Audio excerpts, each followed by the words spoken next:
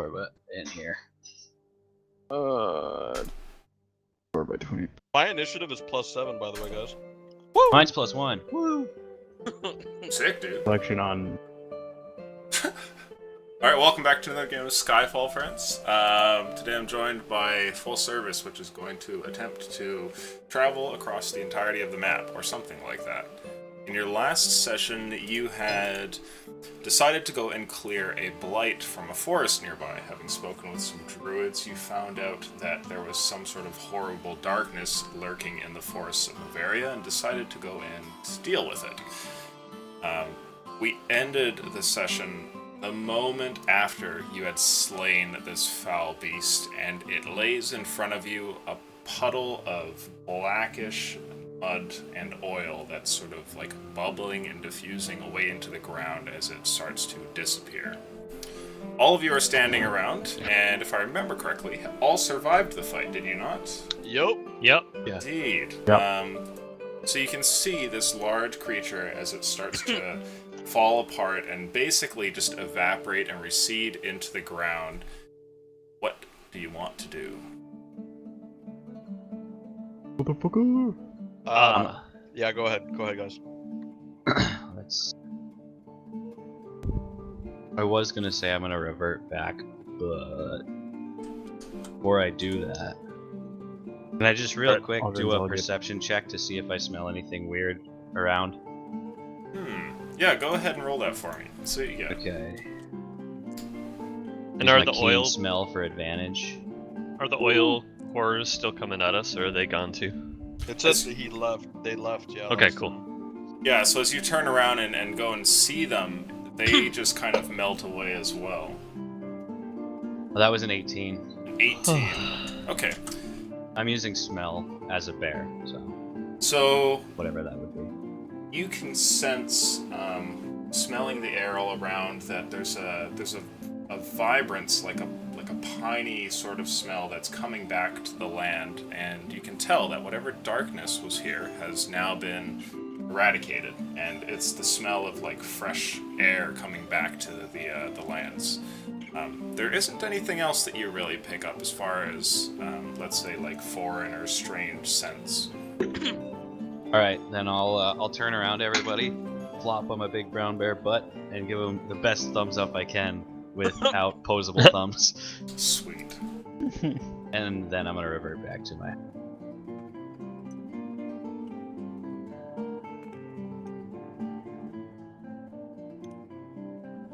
And give Okay. myself a quick cure wounds. I'll take a look at the refuse in the corpse of the big bad. See if there's anything there that doesn't seem like it's part of the ooze. Ah. I'll go along with him. Okay. The creature continues to melt away until there is nothing left but a pile of corpses that have been toppled onto one another. Most of them look like they must have been animals, forest creatures and the like. However, you see what must be a couple of humanoid skeletons in there as well. And with them, it seems that some of their gear is intact. As you kind of comb over it, a lot of the items which are left here are almost unrecognizable, and it seems that they're metal components of something greater. So you see, there's no clothing here, but you find things like little buttons, for instance, which have fallen to the ground. You also find here that there is some coin, which can be found on these bodies, and also some weapons as well. Though the weapons are very, very damaged and would not really be useful for sale. You do manage to find what looks to be a longsword, which is on the ground, and a few daggers, which you could take if you wanted, though they're not really saleable. And you also find some gold, and we'll roll here to see how well that is. It's pretty good. Okay. So you find in there 63 gold pieces. Ooh, that's not bad. Which is like 15 point whatever each, right? Yeah. I'll I'll just take 18 and you guys take 15 each. I'll spend 3 gold on whatever. Fine with me.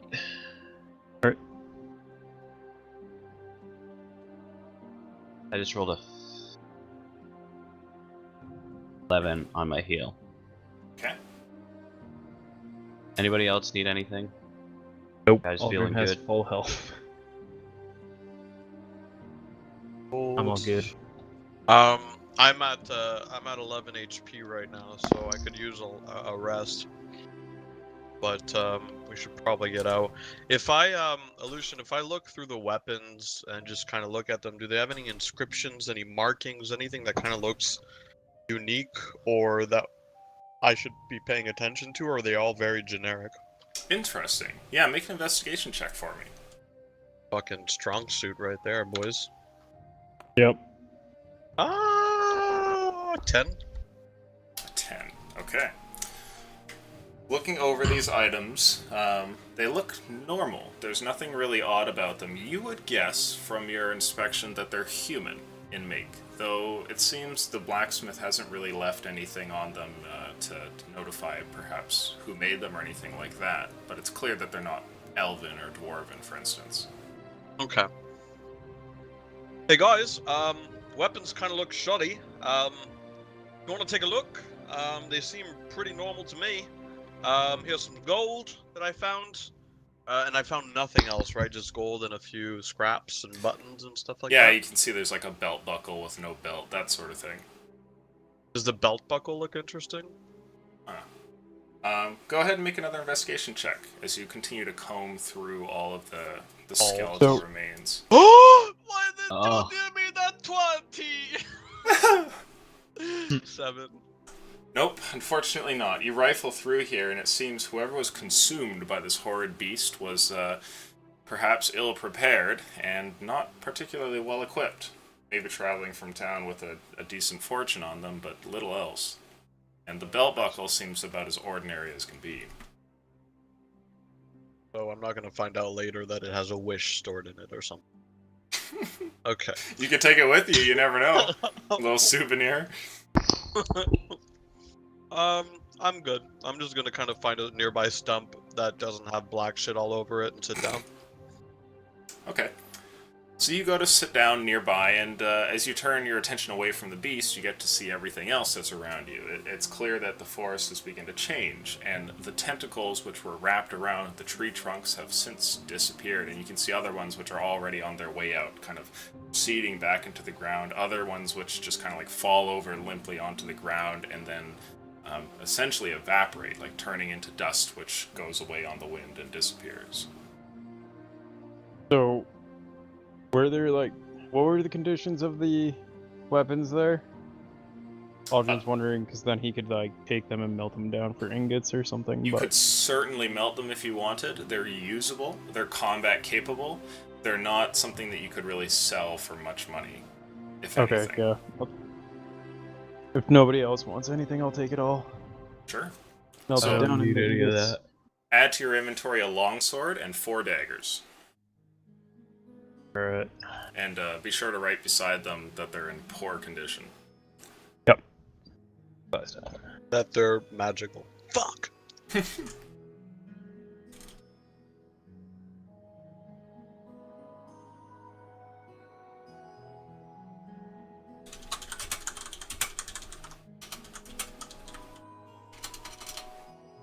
Alright, should we head back to the Druid Circle and inform them?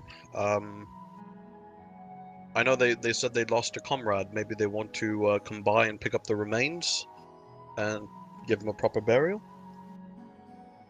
Yeah, perhaps we can go back and run into our other friend.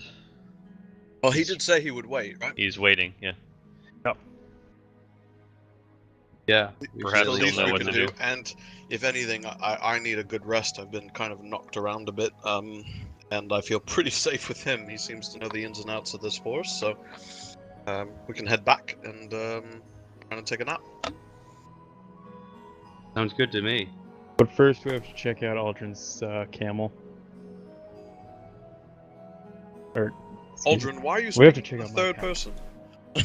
All right. Okay. Alright, still in table talk. It's not looking good, buddy. I heard something and Oh no.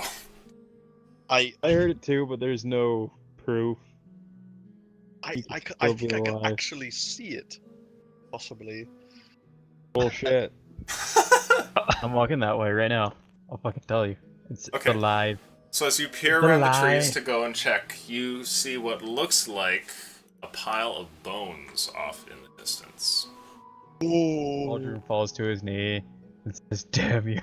What the hell?" Yeah, suck that thing. It's the saddest and simultaneously funniest death of an animal.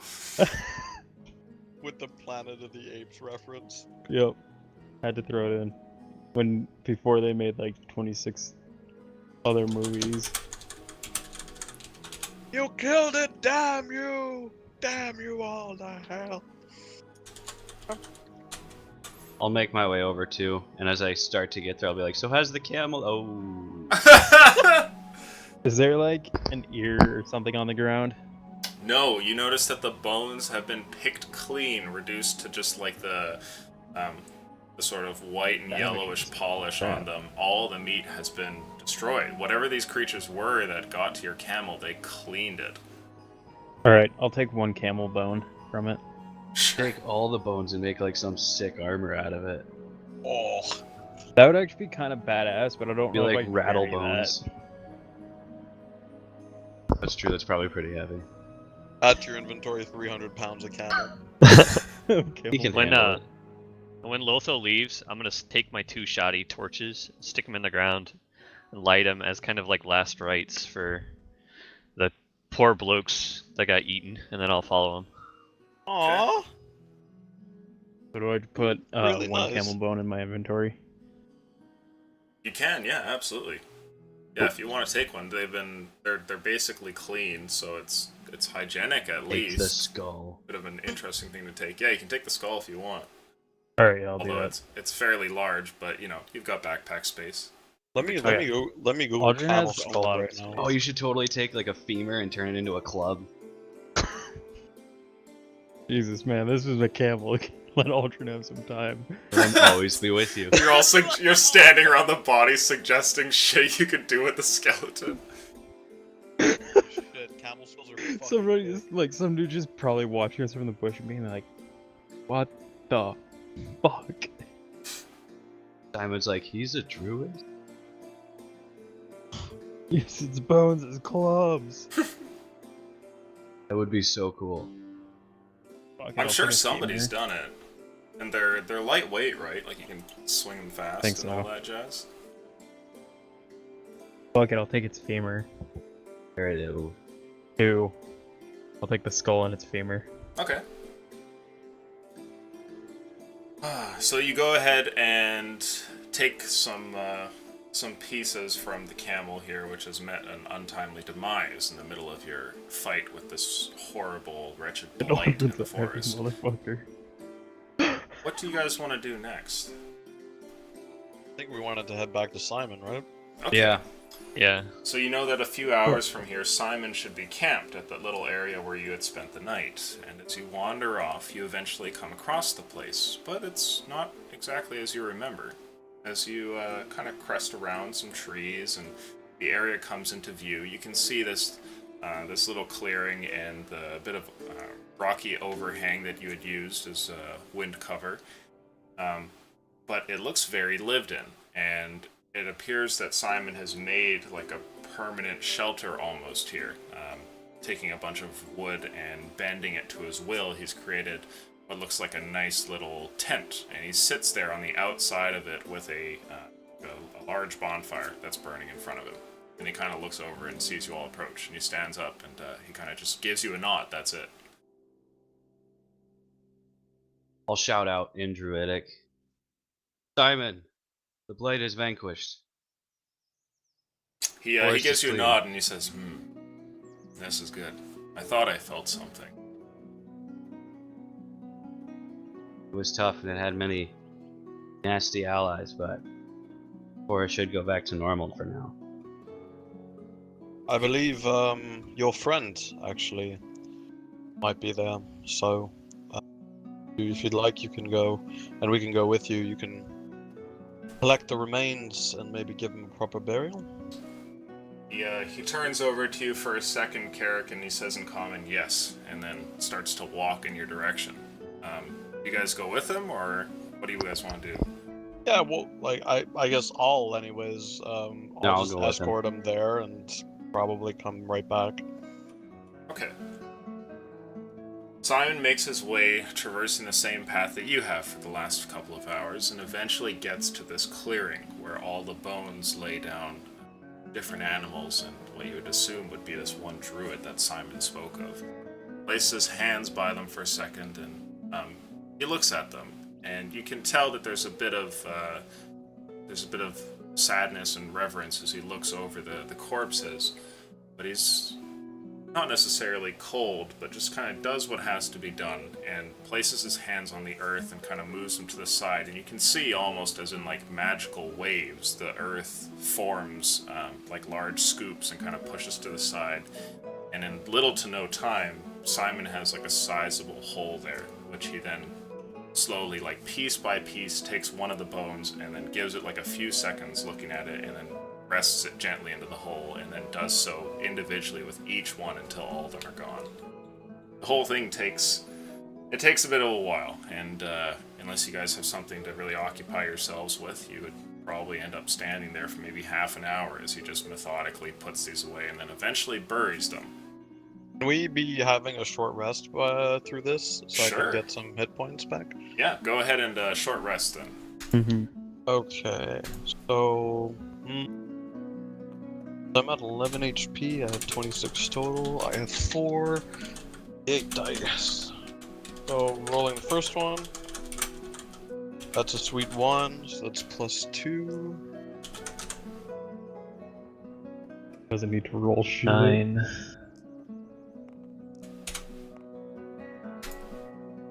$20. That's plus con, right? Yeah. Oh 22. shit, the full 8. Alright, I'm back to full health, guys, and I still have 1 hit dice remaining. Okay. I'm just about at full, and I still have. I'm full. Lotho's gonna be Aldrin's the about one at full. spells because his fucking badass moonbeam was just raping Yeah. that whole time. So I've got 1 left, unless I gain that third or I get a second level at level 3. So I don't know if I have to wait until after my first short or long rest. Oh, you mean because you leveled up the end of the fight? Yeah. Oh yeah, you get But that hit die. That's fine. So I would. Oh no, I meant the spell slot. Oh, Would I just automatically have that, or would I have to wait till like after my next long rest? no, All right, you'll then get I've got. that slot. Okay. I've got it. Yeah, I've got a couple spells left. If I leveled already you checked. like midway through a combat encounter, it might not work that way, but Yeah. yeah, no, you're totally good. That work with HP too? Mhm. Okay. So Right on. eventually Simon stands up and kind of stares at this flattened ground that he leaves there, and he turns around and he looks over at the group, and in common he says, "Thank you," and then he turns over to you, Lotho, and in Druidic he says, "Force is much better here. Done a good thing." Thank you. It was not easy, but worth it. Where do you go now? We seek the Temple of Eridan up north, but I think we'd like a bit of rest if we can stay at the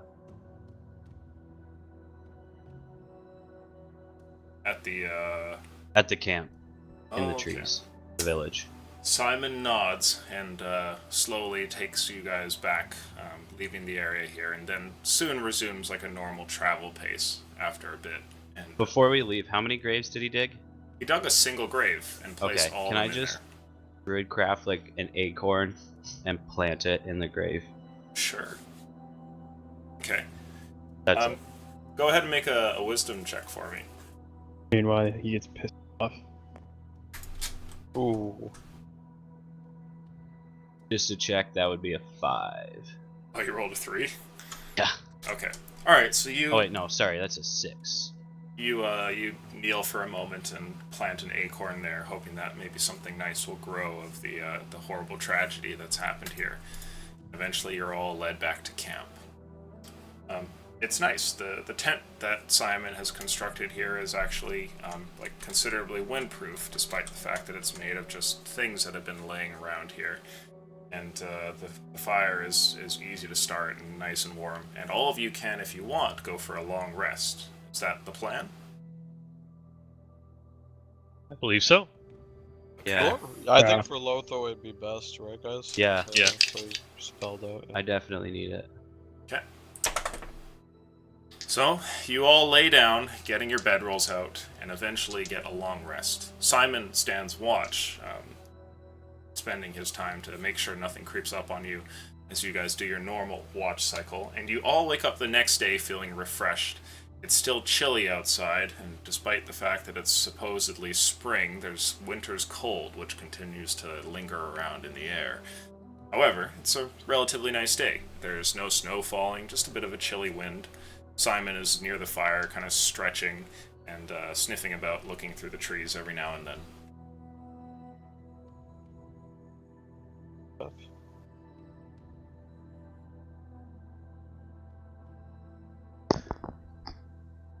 What's Simon planning on doing now that we've vanquished it? I don't know. You can ask Lotho? if you want. Ah. Simon, what are your plans from here? He turns towards you for a brief second and he says, "Go back home." Understand that. Keep these woods safe. Yeah, he nods to you and he says, "We'll do our best. It was good to meet you, Lotho. Is this where we say goodbye?" I think so. I'll turn back to the group and say, we make our departure now? I think the longer we stay here, the more we put them in Theo's wrath, or risk it anyways, so I think we should move on, yeah. I'll turn back to Simon and say, on behalf of myself and my entire group, thank you for all the help you've given us so far. Yeah, And, Strength of Aridin be with you. Sorry, Lotho, if you can, tell him to be on the lookout for a familiar, a devilish familiar that disguises himself as a crow. He's the servant of a devil that's on our tail. The last thing we want is for them to be caught ill-prepared, so keep an eye out for that. Absolutely. Simon, if you can, keep an eye out. There's that devil we told you about that's been trailing us. He has a familiar that takes the form of a crow or a raven, so if you see anything suspicious, definitely be wary and be cautious. yeah, he nods to you and he says, "Hey brother, I'll watch for the raven. You're traveling up north, right?" We are. Through the Before land I of the go, elves. A word of advice. Don't travel through the invisible woods.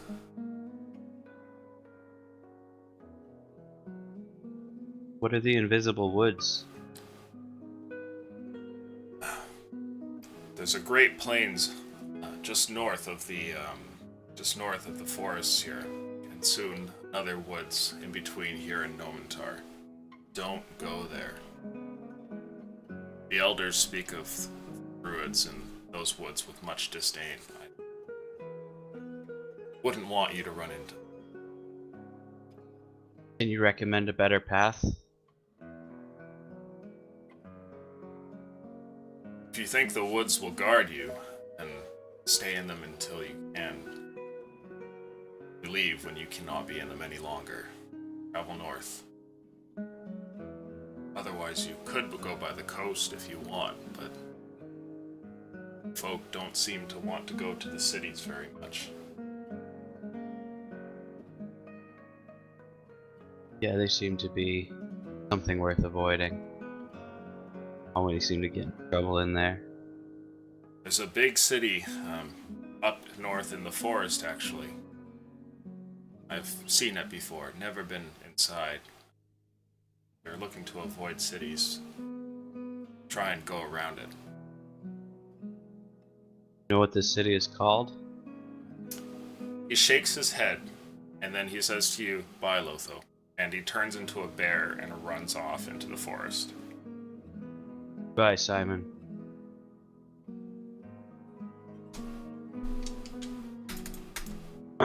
Anything that we need to know? Yeah, he suggested that we avoid the invisible woods. Which I believe he means just to stay out of the plains up north. But there's some druids up there that this particular circle speaks of not too fondly. Around Nomentar. Visible Woods. Bizarre name. But he recommended that we keep to the cover of the woods, or perhaps take the coast. Wish to avoid them. Then there's a city up north that we should avoid. I don't know what he's talking, or I'm not sure if he's talking about. Did he say avoid or to go? I'm sorry, I'm not He said clear. avoid it, to go around it, if we can. The If we're city. looking to avoid cities, that is. Oh. Okay.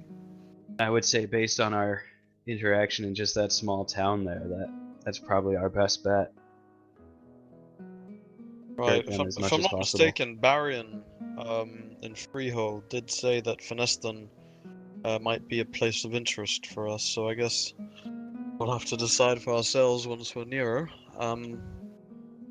Nevertheless, for now, we have a lot of ground to cover, so what do you think, guys? Should we...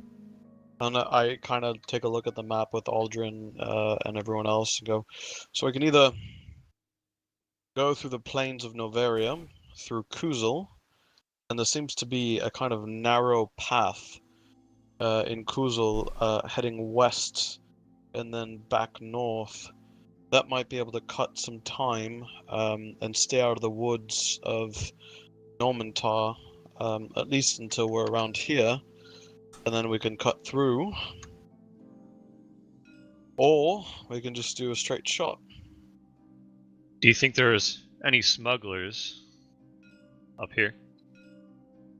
Well, from what little I know of Kuzul, I don't think it'll be all that hospitable, let's say. It's kind of a fractured place, and anywhere near the water is going to have some kind of brigands, I'm sure. So each path has its own risks. I mean, if we go straight to the border, we're going to be covering a lot of forest, heading close to the city that we've been told to go to and not to go to, and then going into the sanctuary itself. By staying through Kuzul, less wood elves, less druids. However, like you said, crime is going to be in abundance, and if anything, I put my stock in the wood elves more than anything, because the brigands, their only interest is going to be in coin, and Theo's got plenty of that, as we know. So it'll be difficult to say. And Kuzul will know what threat is for the most part, sorry, and we'll be able to see it coming. In Nomentar, the Wood Elves, I mean, even with my eyes, are probably going to deceive them at some point and catch us off guard. But whether they're Theo's minions or not, I think it's going to be less likely that they are. My thoughts. Oh, I trust your judgment. My judgment? I should not do that. What do you think, Lothar? Feeling confident that you can talk your way out of a bunch of grouchy wood elves? You have a lot of faith in my communication skills. Well, you can't fly. And you I can't can swim. Right. Do that And I now. look at the map, and I look back to Lotho, and I look back to the map, and then I look back to Lotho, and be like, You like turn it to the Sea of side, like grass. shake it a little or something. Right. You can swim. You hear that, guys? Lotho can swim, by the way. Well, Aldrin gives him You a can turn little into like a thumbs up. shark or an alligator. Why don't we at least make our way to the north of this forest? and kind of plot it out. I would like to avoid. I feel like going through Kuzil would expose us to a lot of open terrain. That's right. And And- with your vision, including Aldrin and Verth, it's not going to be ideal. If anything happens to me, you'll be sitting ducks. Forest, like I said, we're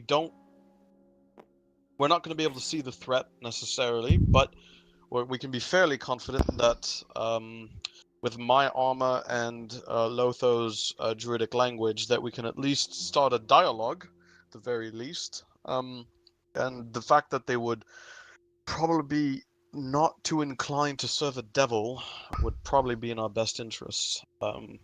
I like this path, to be honest. But the brigands, Theo's going to have every single one under his thumb, and it's going to be incredibly dangerous. Do I think that he was talking about like this forest up here? Not sure. You're the one who. Oh, you. This is- Sorry, yeah. you're asking Alicia. Make for me. Have you history or nature? Nature. Go ahead and roll that proficiency.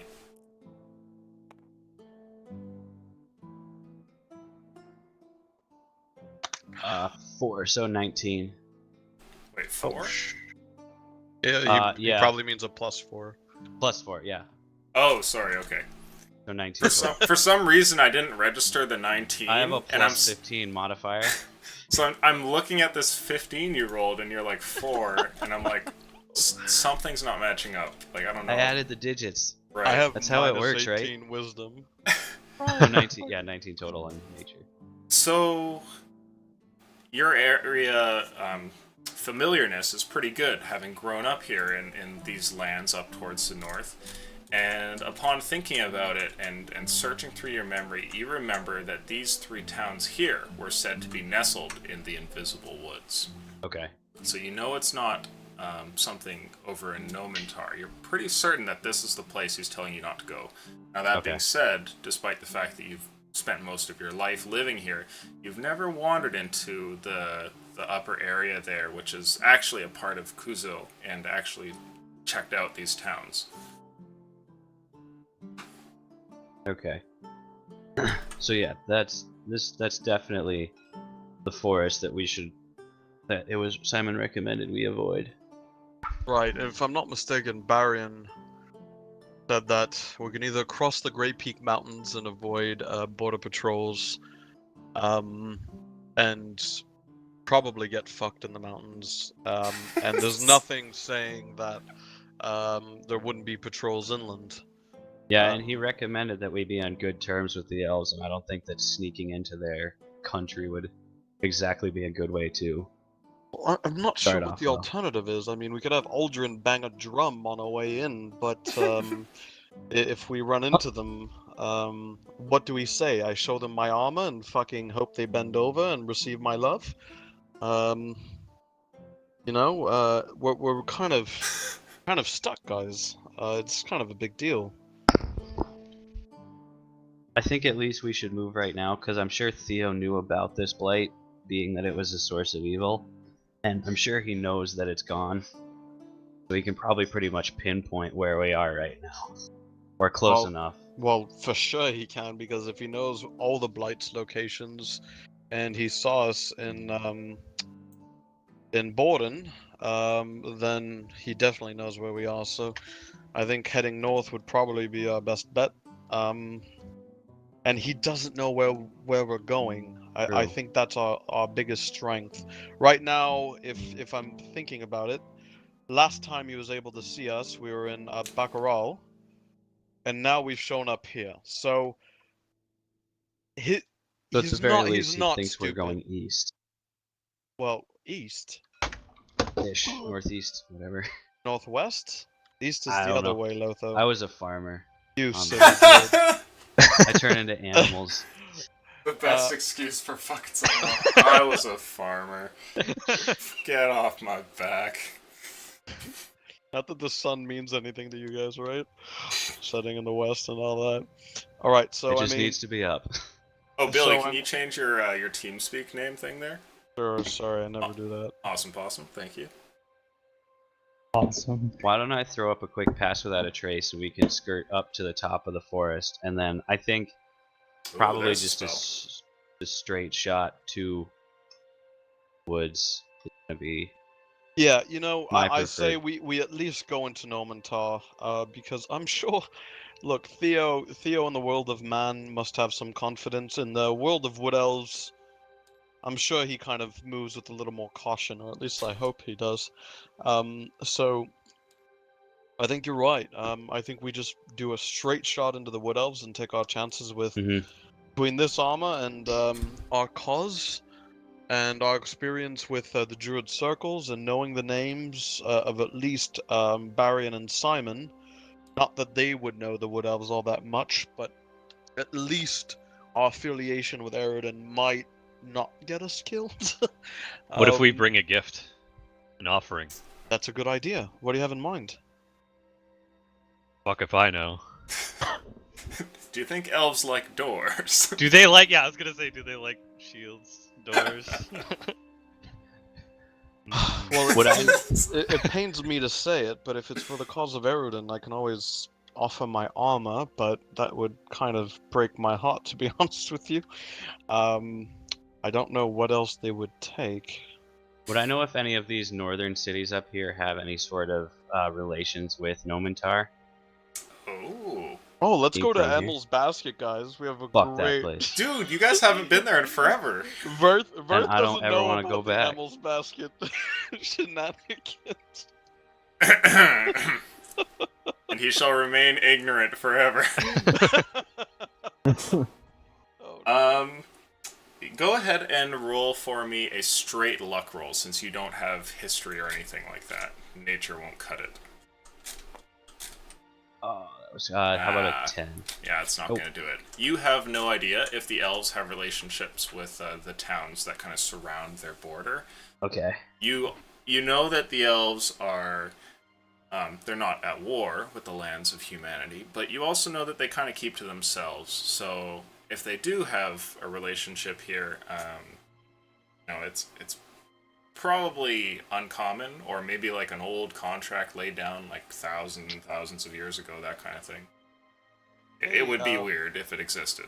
what Mhm. about these fucking orgy having motherfuckers? Right? I mean, they're fey creatures. They might know something about Valid Nomentar, point. or at least know about fey creatures in this area. You could, Maybe if, yeah, go ask That the actually is a dryads. pretty good idea. and maybe they like worst case we become forced laborers for a few days and Aldrin gets off again. I was don't gonna know. say they only struggle snuggled you last time you went there. Dude, I say we go Struggle, for snuggle, oh my god. Have you never Aldrin's heard that all before? for it. Why are we not going there now? Look, it made Aldrin completely stupid. I mean, at least he doesn't have a Wait. pack animal to run after Wait, like what? last time, but sorry, what? You make it sound like... Never mind. I But won't say actually, anything.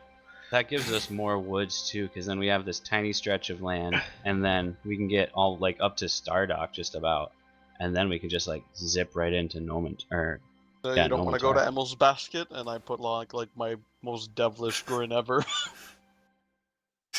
I No. hear Juliana's misses you, Lotho. Chat says, doors made from trees, seize them!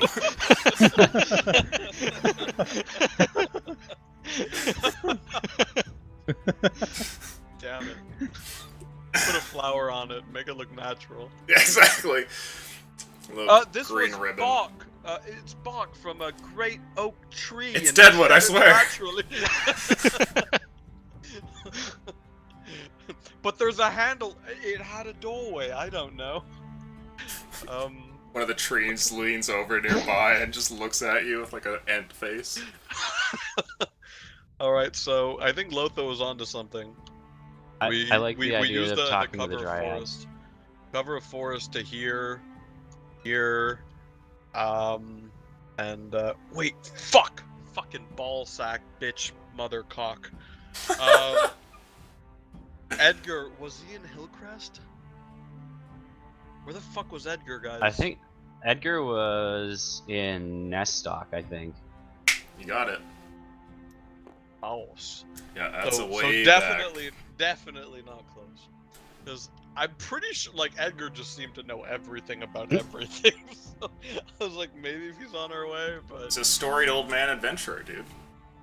Did yeah, we see and it? his dagger still gives me the fucking iggly digglies. I don't know what the fuck. I don't even. Is know that the what guy I met? Yeah, he Yeah, was the one who that's where we basically met hooked you. you up with the group. Yeah, Yeah. He probably Yeah. has those dryads like on speed dial or something. Probably. He gave me He a can give dagger you their that no number. one can identify as magical, but Aleutian keeps telling me there's something weird about it. So fuck you. Their bra size, favorite color. All right, Did that so did that lake have one of those like ley lines or whatever coming up this way? No, it didn't. The Okay. smaller lake next to Nestock seemed to be just like a little sleepy lake that they do Okay. fishing from, but no magic as far as you could tell. and Then besides, again, you no didn't step in it, so who knows? True. And there's no guarantee that Edgar knows anything, and that'd be a huge detour and a huge risk. Or Or I love Or he ors. says. Dio, he knows we're heading this direction. Right, So he's gonna assume we're gonna keep going. What right. if we take the lake ley line to come back here and go back this way? Okay, well here's the problem with your assumption. Just fucking First of deke all, the shit out of him. Juke him! We're juke him! Oh, we broke your ankle, son! So here's the problem with that. First of all, this isn't the lake. This is, and the only bridge is Oberkon. You got a bit of a walk, that's for sure. I'm not a very smart guy, I'm sorry. And secondly, well, Don't we worry, don't buddy, have a Cardinals camel, Aldrin. so we might be able to boat across. But Belagui was a fucking I can swim shit across. show. I had to fucking gang sign someone into submission in Belagui. Okay, I don't want to do that. Be like, yo, check your shit, and they ran away. But I West can't Side guarantee Strong I'm gonna get that again. So, fucking like my thuckish thieves cant only has like so much it can do. You know what I mean? I mean the deke sounds good. I'm thinking like personally, I'm thinking we dash to Nomentar and say fuck Theo, fuck your bitch ass cronies. The deke only means that more people can potentially see us, which means Theo has more chances of trapping us. Is my thing. That's what I'm saying. And That's we're all. kind of assuming that he knows about this temple. Which I don't think he does. He just knows that we're going northwest right now, but that could be Yeah. fucking anything. He could have like 50 people, like full on, like Children of the Corn in Emil's basket waiting for us, and we're never gonna go by there. You get to That the would be- temple at the end, and there's just like an army with trebuchets and stuff. Well, Fuck. we tried. There's like a greater demon just waiting there in a chair. But you know what? Let's never assume Theo doesn't know about True. something, right? Let's just not do that because it's not smart. Yeah, Table Talk, he tried to get another group to kill you yesterday, so... I'm telling you, fuck Beautiful. those kids. We would have fucking wrecked them, son. Got doors. How We've got magic doors. users do We they got have though? doors. Because we haven't fought very many of those. Yeah, Doesn't that's matter. true. You Can did we- fight somebody who was able to make explosives, and that was fun. That went really True. well. Whoa! Fuck you. So happy I like nat 20 into the bush.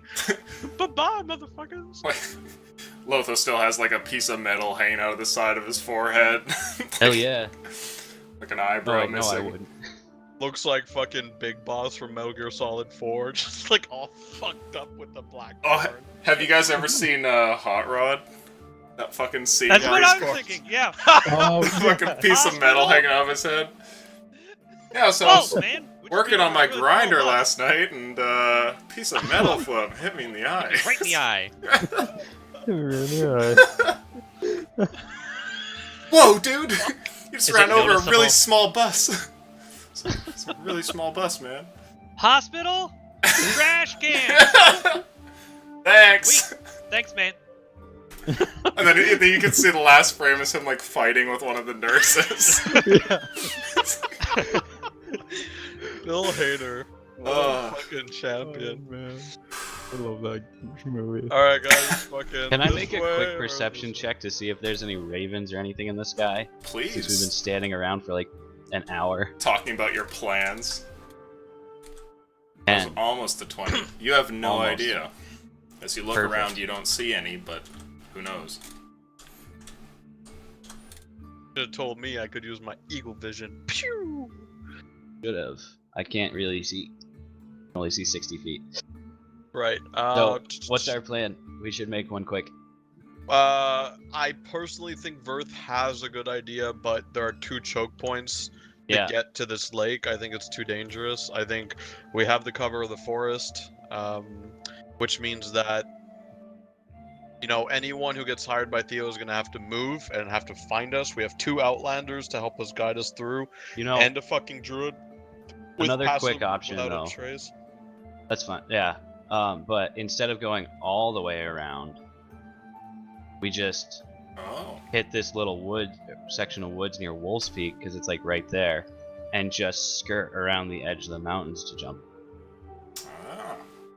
Not to add Interesting. another option, but Yeah. Well, since we've been Yeah. moving in this direction, this northwest my direction. only, But my are we only- prepared for the forest there? True, because they're like alive or whatever. I think the fake trying to talk to the fake creature would be that was the most intriguing option to me. At least getting to here and then finding out. Because here's the thing for me, guys. The Wood Elves don't necessarily all fucking bro down cross country, right? Like, there are Yeah. going to be little circles of Wood Elves. If we go here, there might be 1, 2, 3, 4, 5 groups we need to placate on our way to this temple. Whereas if we start here, there might only be a few on our way. And they might know each other because it's in proximity. And not only that, but you're like skirting around the Great Peak Mountains sounds like a cheat code that I don't want to test because like we still might get ass raped. So They say the elves of Andunatar really know how to throw parties, so just fucking orgies everywhere. I bet. Wine and orgies.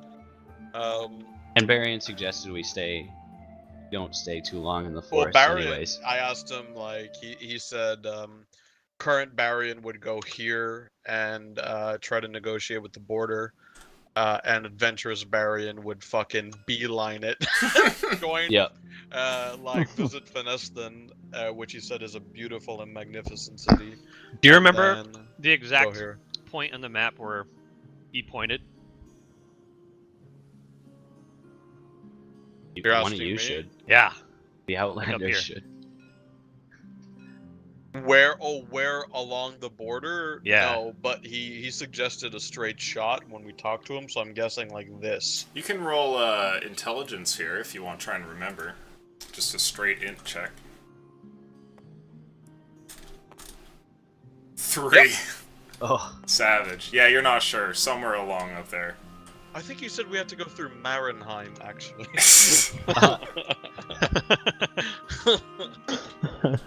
Like, he said the wastes were a great vacation spot. I don't know. I think we should go. What was that place? Um, The Plague Marsh? Look, as far as I remember, he just said straight shot through to Fineston, and then I mean, keep in mind, Barian didn't say that he had any contacts whatsoever in Normantar. no one seems to have any contacts. No, so I think we kind of just have to roll the dice at this I point. think we take a combination of plans. We go to the Fae creatures, we see if they're willing to negotiate rather than just fuck our brains out. Because as fun as that might be, it's not exact. It's a time waster, right? We're going to be potentially, if they successfully charm us, we could be there a week, which for Theo means that we're going to be cattle for slaughter. So if we fail and they successfully charm us, we're shit out of luck potentially if he knows where we are. But I think that they might give us a successful in.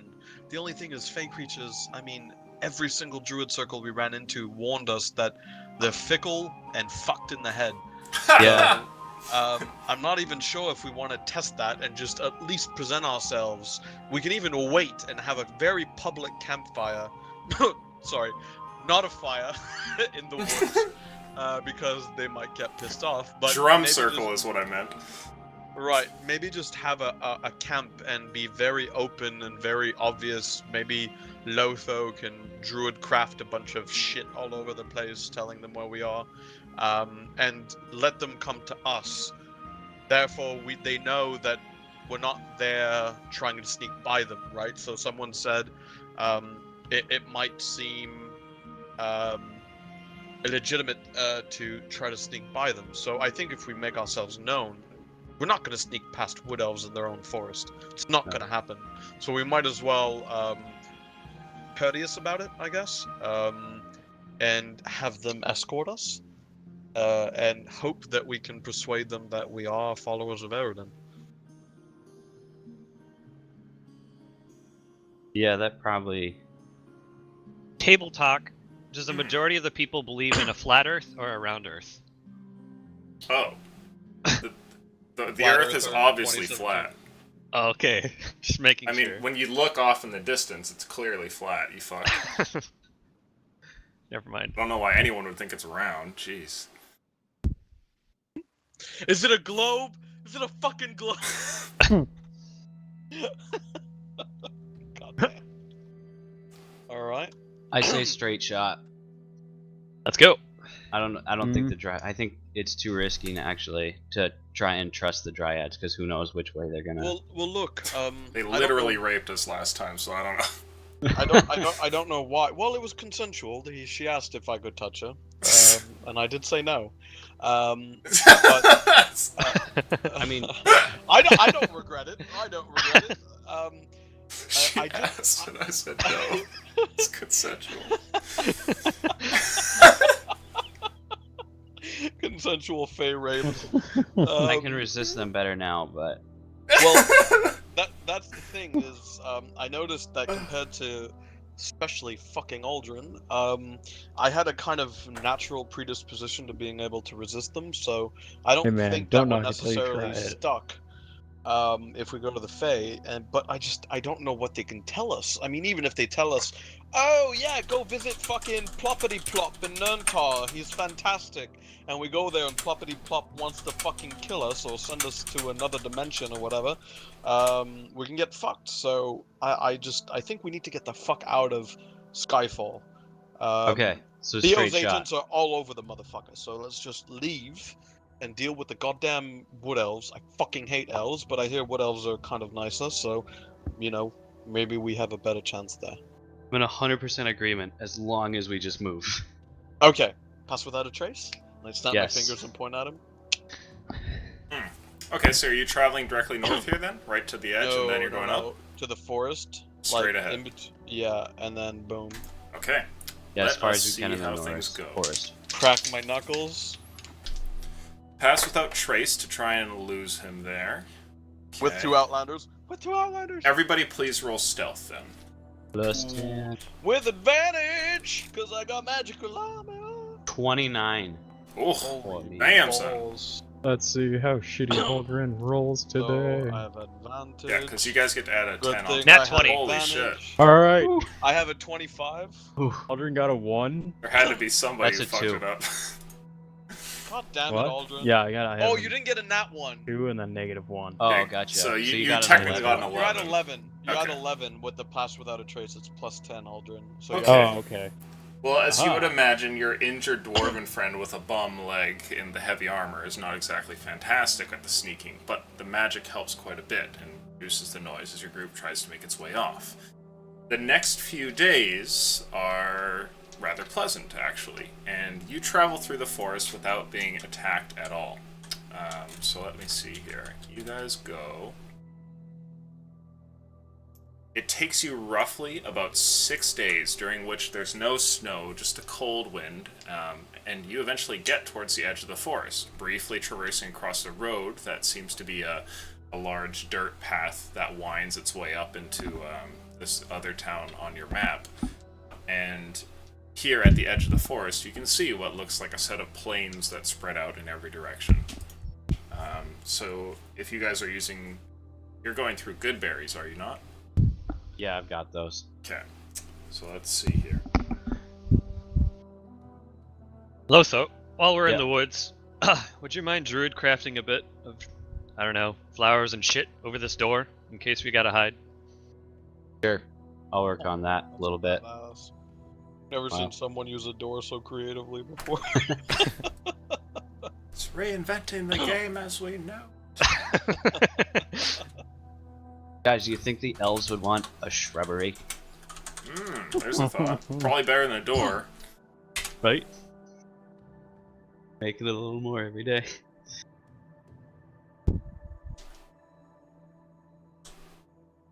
So where are you And going next? While you're at it, put the symbol of Eridan on it too. Why not? Okay. That's like an oak leaf, right? Mm-hmm. Yeah, so I'll work on that. Yo, Lotho IRL lore master. Go ahead and it's relevant. I mean, if you don't want to get iced, it's useful. Go ahead and make for me a crafting check of sorts. You don't have proficiency with any tool sets, do you? No, sir. Straight dex roll then, please. I believe in you. Ooh, No! How about that? Nope, that's okay. I'm a halfling. How about that? Get rid. 20.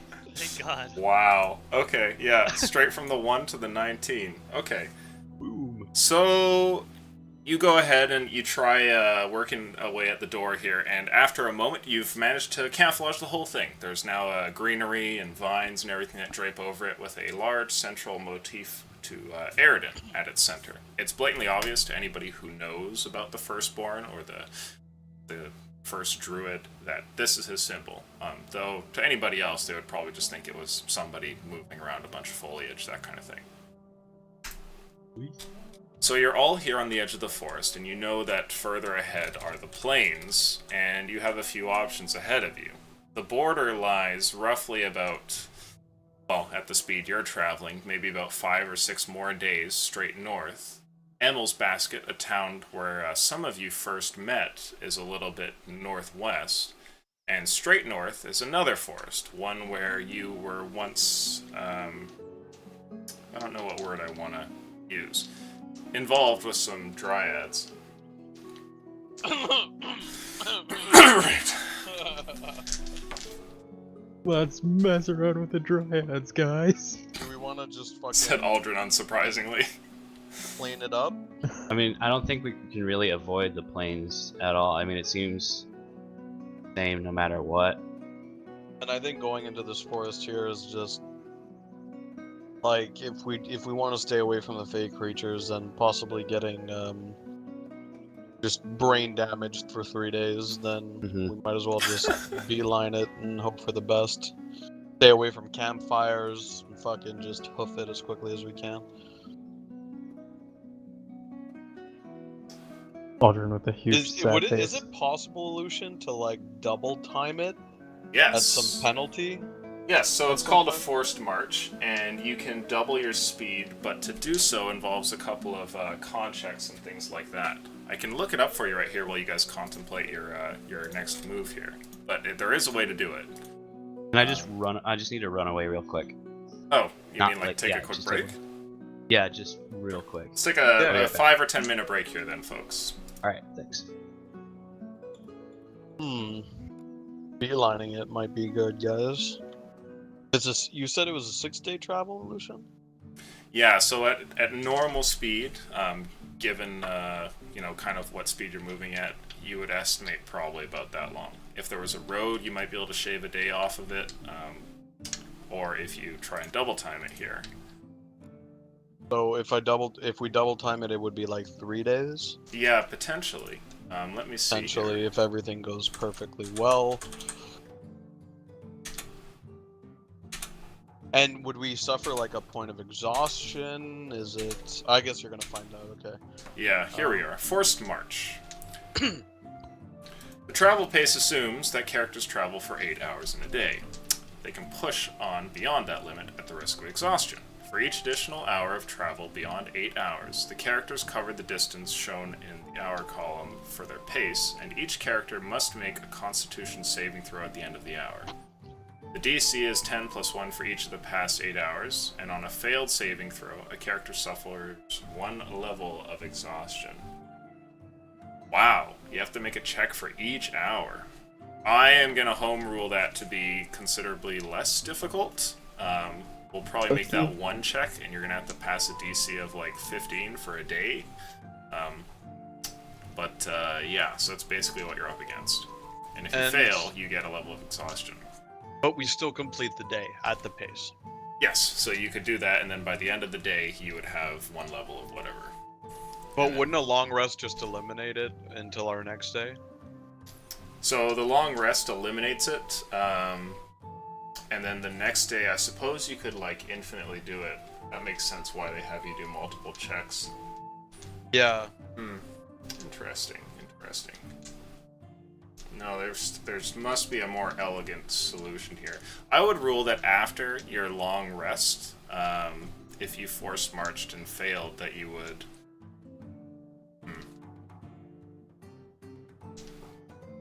You would probably keep it for the next day. Okay. I think what we will do, though, is we'll try it by the book. We'll try doing it the way that they listed out here, and see how far exactly you guys get with it. And if it doesn't go well, then it doesn't go well, and we'll come up with a new rule on the spot. And if it works out okay, then yeah. Well, that's assuming we want to force march, but yeah. If you want to force march, yeah. What else is there here? Because if we hoof it, there's the advantage. But if Theo knows our game plan, which he might, then we're caught with disadvantage skill checks, which is just 1 point of exhaustion. And if we really fail, then we're getting disadvantage on fucking everything. Yeah, it gets pretty bad. Like, level 2 of exhaustion is where it gets really ugly. 1 is kind of negligible, 2 is really ugly, and 3 is like, oh god. And 4 and 5 are, yeah. Basically dead. I'll be right back, I'm gonna grab something. Yeah, same.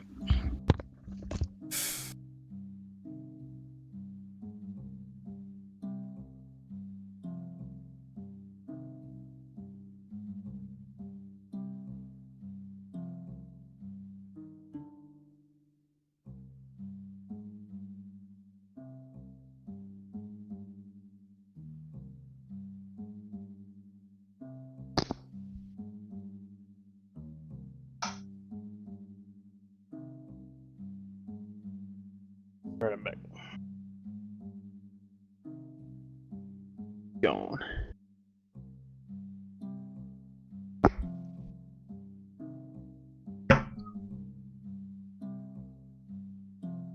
I am back. Gunner are the only ones. So, how exactly Hey, did you never guys meet Aldrin? Aldrin and I met at the same time. Yeah. We, Emel's Basket is where we started out.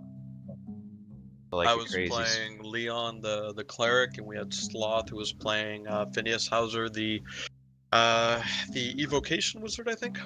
Pyromaniac. Yeah, and essentially we did a couple of missions. Things were going okay, but we found out that a local figure in town was potentially very evil. We thought this to be the mayor, and we were given a dagger that would know who this evil person is and want to kill it, or kill the person. So the dagger was sentient, and all we had to do was bring the dagger to the target and kill the target. Trouble was that we found the target to be the old, super nice mayor, and we had a really hard time justifying killing this mayor. So we wanted to absolutely find any way possible to justify killing him through evidence before going through with it. And what ended up happening is Lotho and Sloth were trying to, shapeshift their way. I think Sloth had a familiar, and Lotho was like a spider, and they were trying to get their way into his abode to try to find any evidence. And me and Aldrin were trying to figure out what to do with this dagger. We came across an altar. Put the dagger on the altar. Altar of Eridan, that's right. And we ended up animating an avatar of Eridan, which was like impossibly strong. And it basically told us, you guys fucked up. You promised to do something and you didn't do it. I'm going to carry out that duty. And we tried. Did say it was an angel. That's No, he basically said it what was he means an by avatar. avatar. Yeah, an Oh, avatar is okay. like a nature, like not a deity, but kind cut of out then. like I didn't hear the it. equivalent of an angel, but for Aerodin. So yeah, so we basically tried to fight off this avatar. It didn't work out, and what Some ended of I up- know us this tried. story. Yeah, Others and, were dumbstruck. Yeah, amazed. Lotho was just in awe. And was what Fucking ended up sick. happening was I the was guy jumping got up trying to killed. reach the The dagger. old man got killed, and Leon. This was like why I famously failed as a cleric. Was still so adamant about finding evidence and justifying this poor man's death that he tried to distract nearby villagers who saw the old man die and see if I can shuffle through his pockets and find a journal or something. They caught me, and specifically, it wasn't just anyone. His granddaughter, who loved him very much, caught me and was very mad, and we basically got driven out of town. 2 of us got killed. Whoa! Well, Yeah, 3 got Leon- killed actually. Yeah, but we one basically came we back. tried to face off against a bunch of knights, and Leon didn't realize that Sloth had a piece of evidence that he stole from the old man's abode. So That was and the he didn't- fucking best he conversation. didn't, he didn't tell anyone. So Leon, his kind of, I tried to RP this. I don't know if I did it successfully, but basically Leon's idea was that as a follower of Solan, that was cloistered, you know, he thought he could do no wrong. So he didn't believe that people could lie either to him necessarily. And when Sloth RP'd lying, I stuck by my companions and I told these knights, look, we don't have anything, so you'll fucking fight us. We're not putting our weapons down. You know, like I took it as a slight. And they fought us. They were mounted, and we were out in the middle of the open. Well, the and we best lost part that was fight. like they looked like he admitted to having it before the fight, where he's like, "Okay, well I do have that, but I need it." We were like right on the edge of the woods, and we probably could have gotten away if we Oh. hadn't just stood our ground. Yeah, that was well, an option to try and run, but you guys wanted to duke it out. Yeah. So yeah, so that's what happened in Emmels, and thankfully we did some good. Not with Leon, obviously, he died. Carrick came back, and we also had Casimir the Barbarian who helped us out with this, and we did some good for, I believe her name was Juliana, and we did some good for Emmels, and she kind of got. That's how we got tied in, roped in with the Dryads. Yeah, exactly. Is- They were basically fucking charming a bunch of workers on the road and making Yeah, them, I heard this story. Yeah, clean their grove for free, basically, the bastards. Clean their grove for free. If that's not a euphemism that Dryads would use, I don't know what is. Come hither, come hither. Do a little garden work, if you know what I'm saying. They basically hired a bunch, like 30 glorified fluffers who also did garden work. But yeah, so all of this to say that Emil's Basket is kind of neutral with us now. We did some good work for them, and they're kind of okay, but there's still that kind of bad blood of trying to, you know, steal from her dead grandfather right after an act of God, basically in the form of an avatar. So I was just asking about Aldrin to make sure he's not a spy Convict. of oh, whatever his name is. Oh, I'm good. Suspicion. Aldrin is not that smart. No, I'm good. That'd be great if he was. He just like forgot. Believe me. Theo spy. You're funny as hell. Are we good to fly back in here, folks? Yes, I sir. believe Indeed. Sweet. Das ist gut. Where are we here?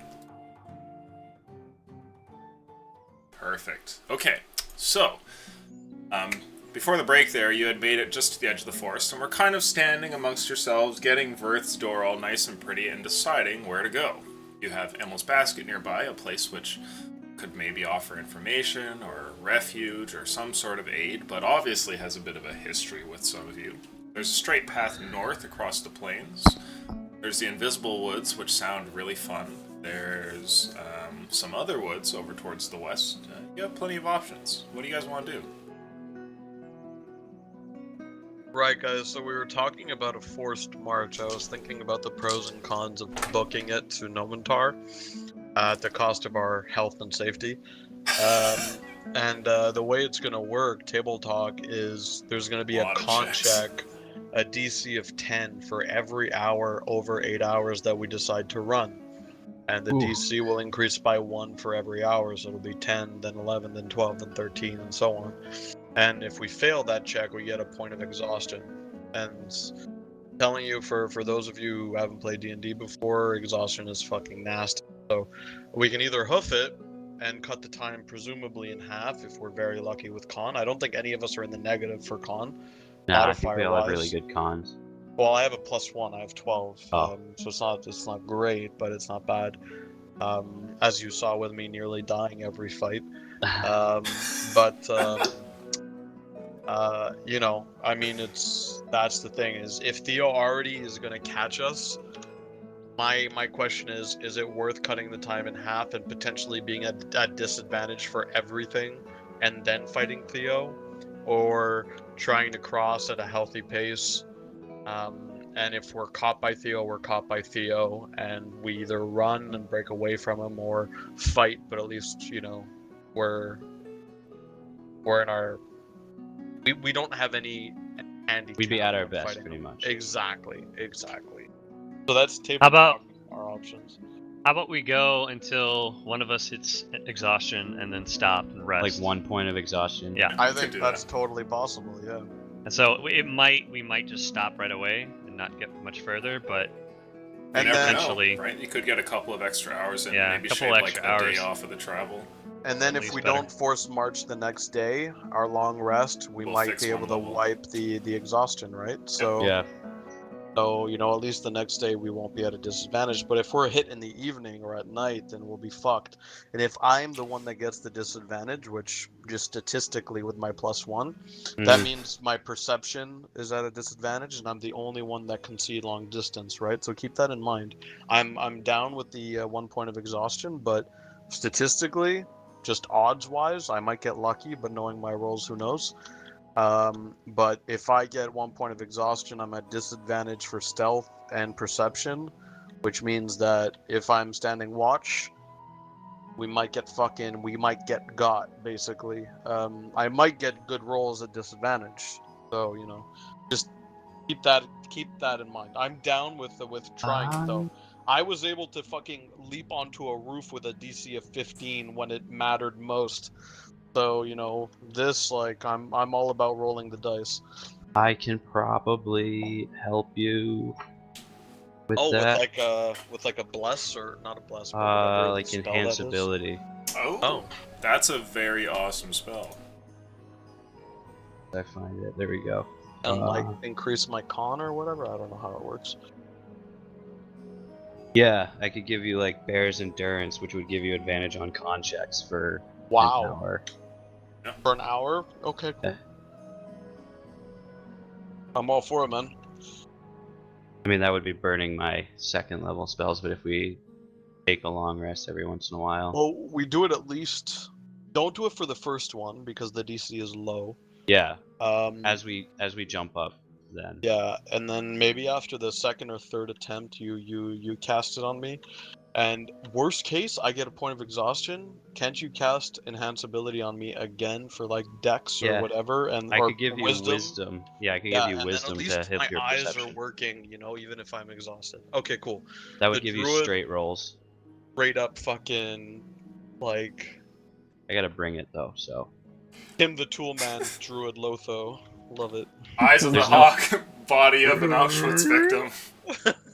There's nowhere to hide, so I'm gonna drop Pass Without a Trace. If only Anne Frank had the same thing. Wow. Okay, so Wow. it's okay, dude. I've D&D brings out the best in people. I would like a DC 10 Constitution check from everybody, please. Oh, sweet. 13? Also, does anybody identify as Shrapnel Steve? That's me. Okay, gotcha. I thought it was like familiar. I was like, I know this guy. 19. What the hell is Where going on did with you my see dice? my tag, Shrapnel Steve? I have magical access to everything. Oh, viewers on Twitch. Okay, Yeah. I got you. Okay, I gotta check something because my dice are messing up right now. I see a 16. I can't Yeah, but believe. do you see how I my can't dice believe are our rolling? Barbarian is the Are one you that hitting failed it. E or R? Hey, maybe E. you raged Alright, and you have there we go. advantage on con checks. Yeah, so Like, press is that R a- on this. There Yeah. you go. Or just like do that flick? Oh! What is that, like F4? Should have stuck with the I 16. can't believe I'm the one that passes. Should have stuck with that 16, shouldn't I? Oh well, yeah. Right off the bat gets a point of You only exhaustion. needed to beat 10 for fuck's sake. So did anybody else fail 10? Gonna freaking No. 6. I Oh, failed. wait, no, wait. Okay. I got 19. So everybody less than- marches for 8 hours, so that would put you a single day's worth of travel, which from your position right now would be roughly like, right up about there. So you get a little ways away. But trying to force march for the first time in a while seems to be trouble, and soon 2 of you have a single level of exhaustion. The other half, you're still doing okay. You could keep going, and so too could the others, but that's up to you. It only takes a long rest to get rid of a point, right? Yes. Yeah. Just tie us to your door and then drag your door behind you. Was the first point half movement speed? No, that's second. Okay. You're But just now at that you have disadvantage, disadvantage on ability checks, that kind of sucks. But then, We're at we keep disadvantage going? for your con checks. I mean, I it's don't think up to so, you because guys. it's a saving throw. Ah, okay, so we can. Oh, oh, it's a saving throw. Yeah. So You think guys I you're still don't good. need got to use your 16 on ability straight roll. checks. I don't think in the near future. So it's up oh, to you then I guys. got a 10 if it's a saving Wait. throw. Sorry. It's a Oh! saving throw? Oh, nice. Okay, so Oh. just one of you has a fail. Yeah, it's a saving Right. throw. Are you okay there, Aldrin? I It's rolled It's your 3, I did not con, roll so I don't twice. think you have a +7. That would be pretty metal if you had a +7.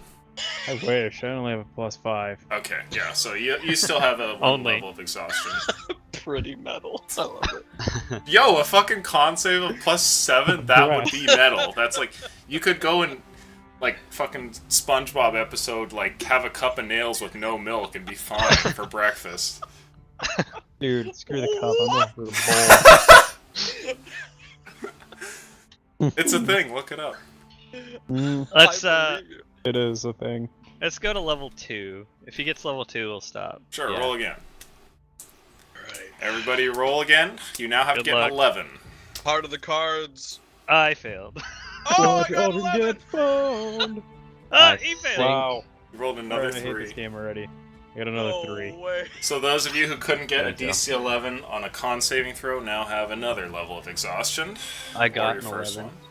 one. Okay, time to stop. Let's stop marching. Aldrin, come on. Only made it 2 hours. Well, 2 hours is a quarter of a day's travel. I mean, 2 hours is a lot after doing 8 hours, so. True. Silver lining and whatnot. Okay, I so don't think I have anything that can. you guys turn in for the night. You've had enough of that, and you go to bed. And you wake up the next day, and. Oh, that's a nat 20. Okay. Woo! Wait, is it good? I was rolling for Theo. No! Looking through an eyeglass somewhere. He's not at disadvantage with our shroud. So everybody here has a single level exhaustion, but they've lost it now thanks to the long rest, so you're all good. Well, I don't Except have for... Yeah, so you're I don't- good. Except Yeah, for I don't have Aldrin, it because either. you went to 2, so you now have... today you have a single level of exhaustion. Let's see. What can we find about here? Uh-oh.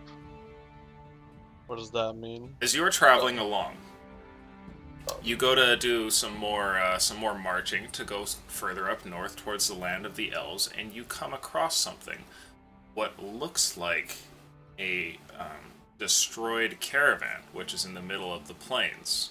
It's like over a day's worth of travel out from the forest in the middle of nowhere, seemingly. All the horses are gone, and the caravan itself looks to have been destroyed rather thoroughly. You can see that the front end of it looks like it's partially submerged in the ground, and its couple of wheels fall into what looks like some sort of like a a ditch or crater almost, and it has crashed into this this bit of a hole. And the front end has smashed with pieces of wood laying strewn across the ground, and its cargo spills out from behind it all over the place. What do you guys want to do? I'm thinking Mad Max. Is it kind of like a trap? It could definitely in the middle of be nowhere. one. It's in Is there a naked bitch around that's really thirsty? That's really thirsty. No naked bitches as you scour across the horizon. No. Are there any indications of the onkegs that we battled earlier? Interesting. Way back? Make a perception check for me. The fuck's an onkeg? It's those big bugs we fought a while ago. I don't think I was there. 18. You were there. It was the ones that we went into the Spiff hole. almost there was got a eaten. giant Oh, hole. right. The yeah. We almost went to the Fucking Kevin Underdark. Bacon Tremors. Yeah, I got you. What happened to Spiff? You guys left him Uh, in a town, didn't you? No, No, Carrick Kaz came with took him. Oh right, Yeah, yeah, to go and hunt down his friends, let's call them. So what did you get on your perception check? 18. No, that's a saving throw. I think. No, yeah, I think it's an 18. 18 Yeah, on a perception 18. check. Perfect. Okay. So as you look around, you don't see any onkegs, but the burrow that this thing has fallen into definitely reminds you of that. And it looks like it might in fact be like a little tunnel that they had dug and the ground had collapsed, causing this caravan to smash into it. How old does the wreckage look? Does it look like it's been settled for a while, or like pretty recent? You can't tell from this distance, but if you want to get up close, you could certainly investigate. Can I tell from this distance? No, you cannot. You guys are all, like, you would have seen this coming up, Carrick, and I would say that you're probably, like, maybe 100 feet away from it at this point. What do you think, guys? Yeah, it's up to you guys if About what? you want to get closer. Can't Right. see it.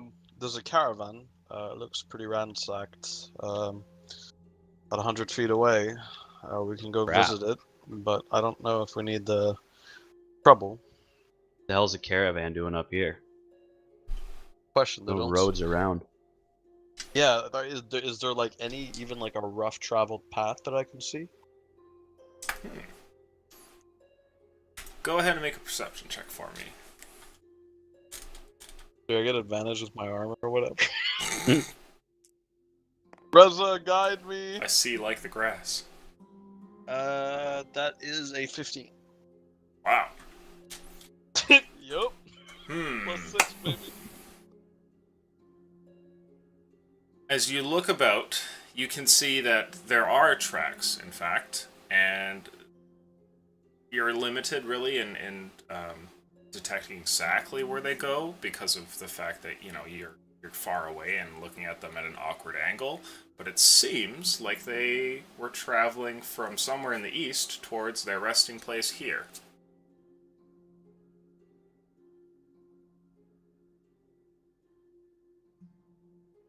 Well, I think that if there's something out here, it'd be better to know what we're up against.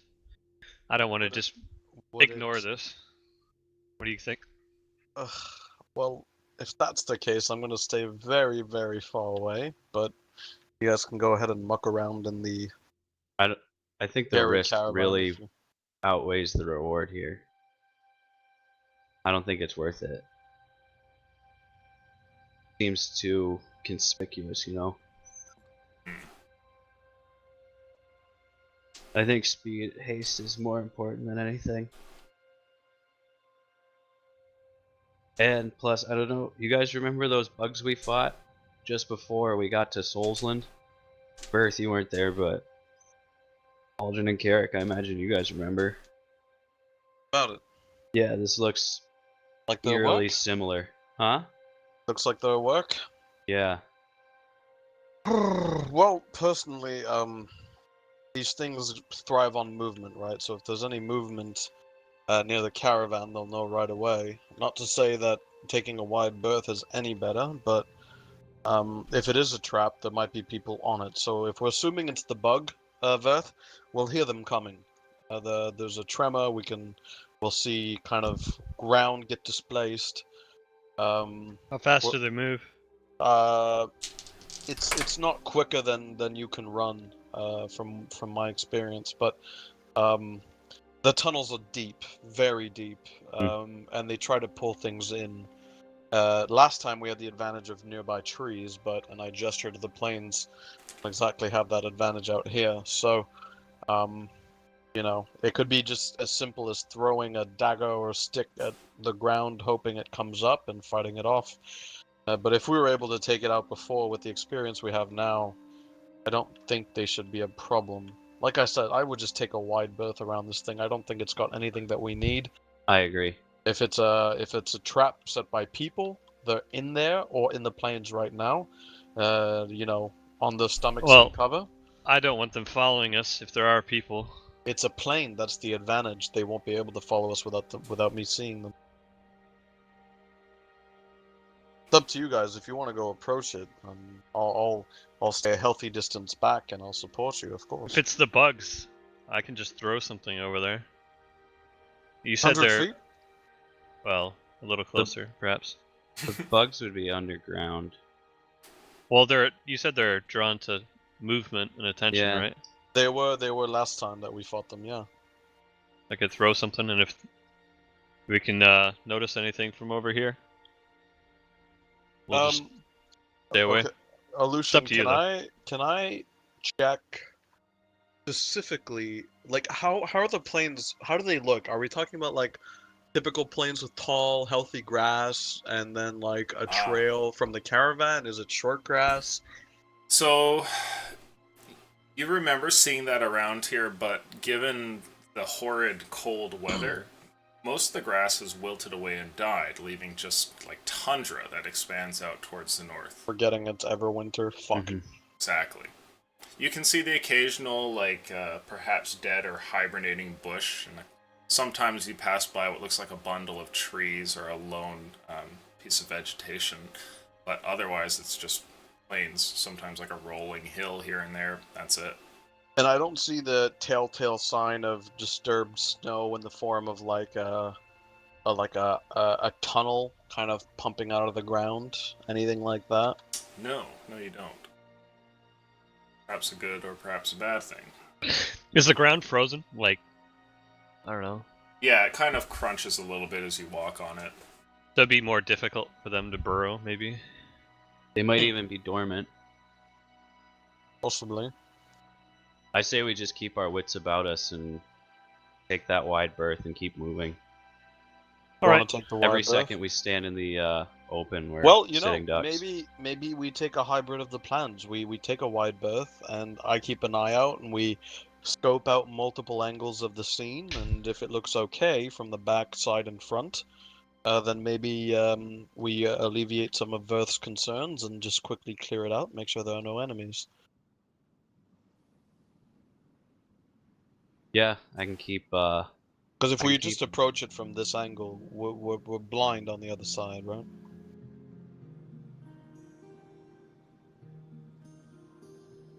What?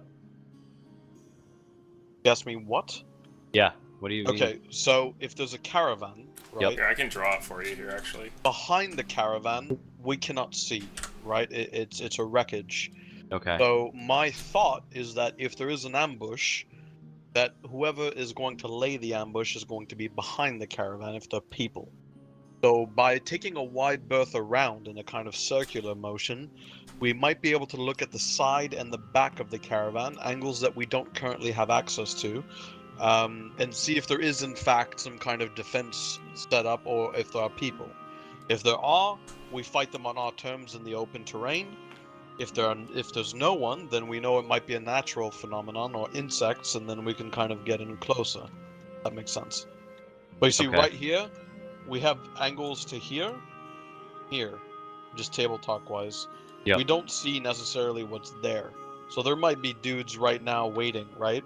So my suggestion is we go around Yeah, I agree. like that.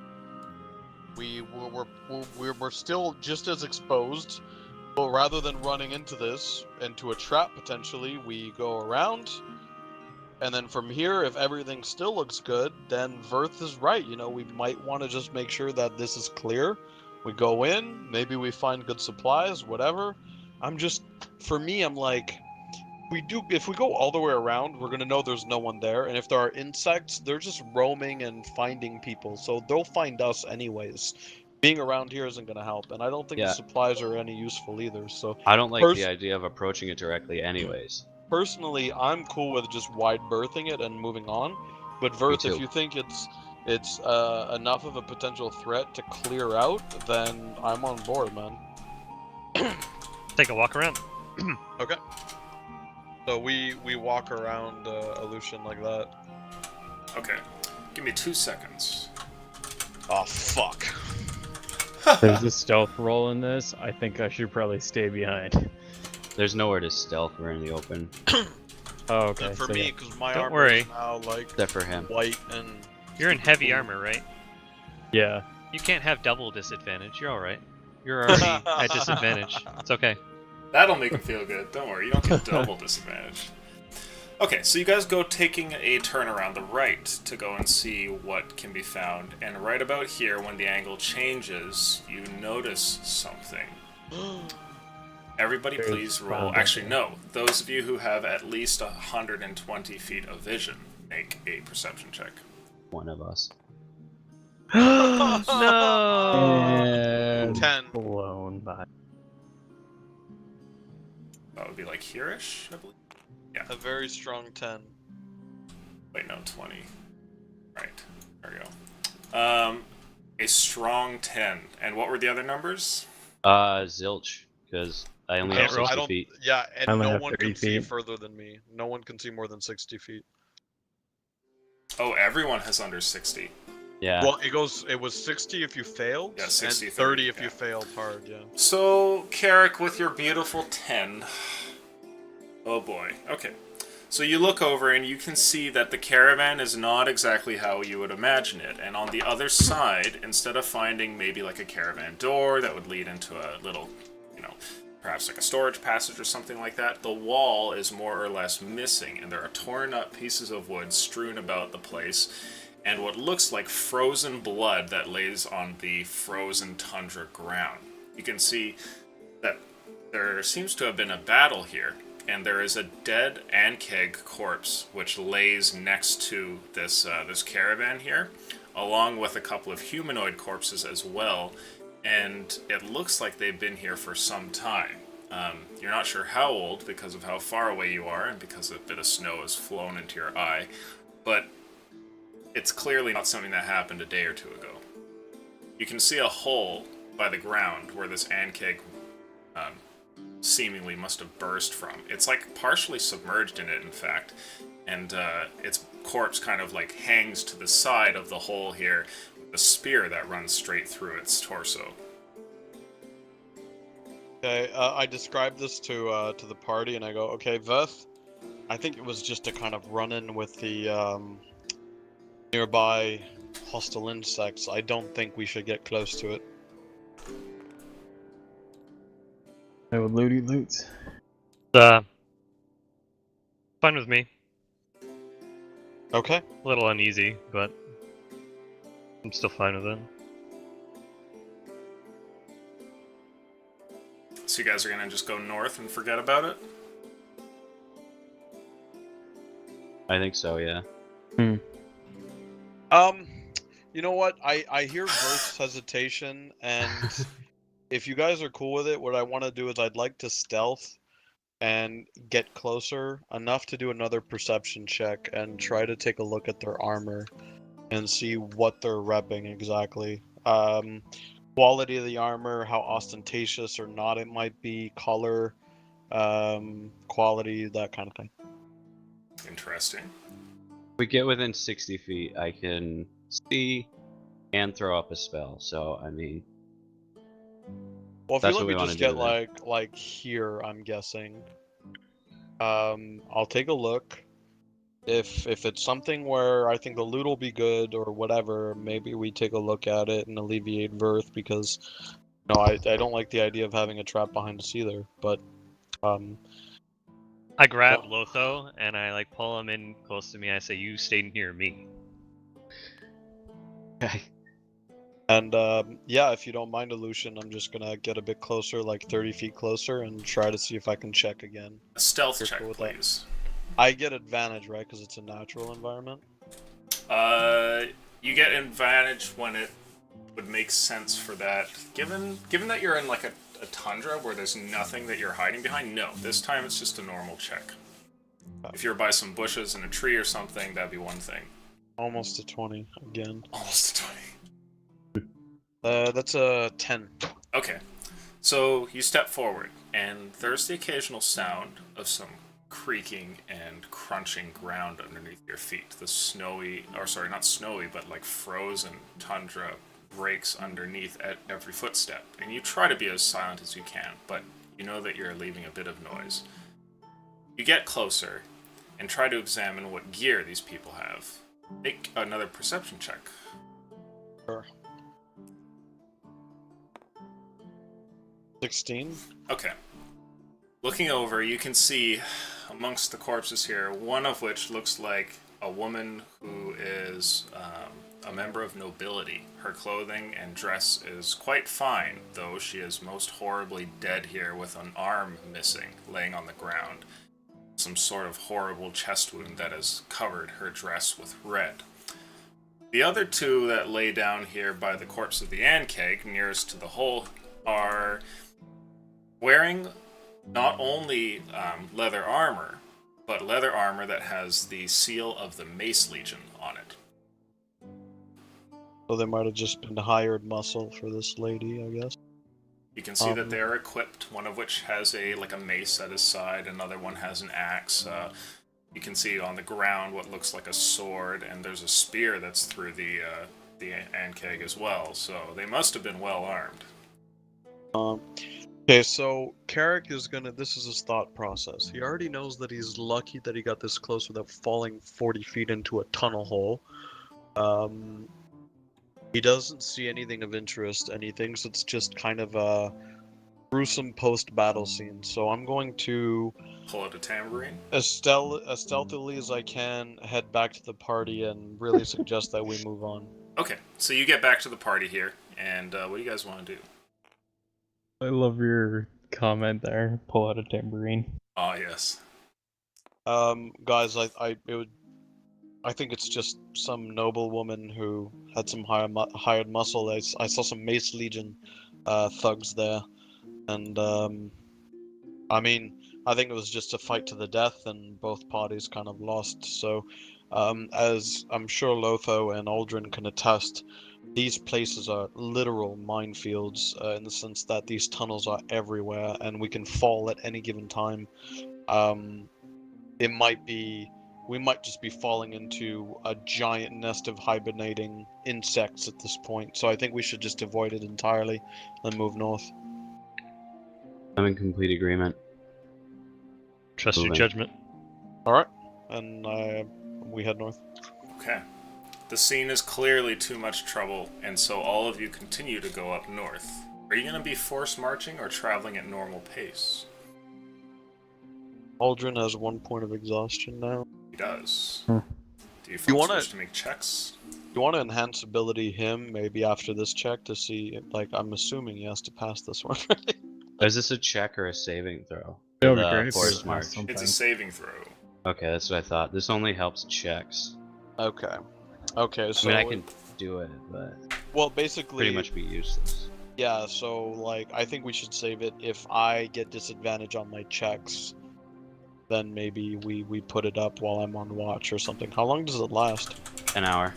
Oh, that's fucking nothing. Shitballs.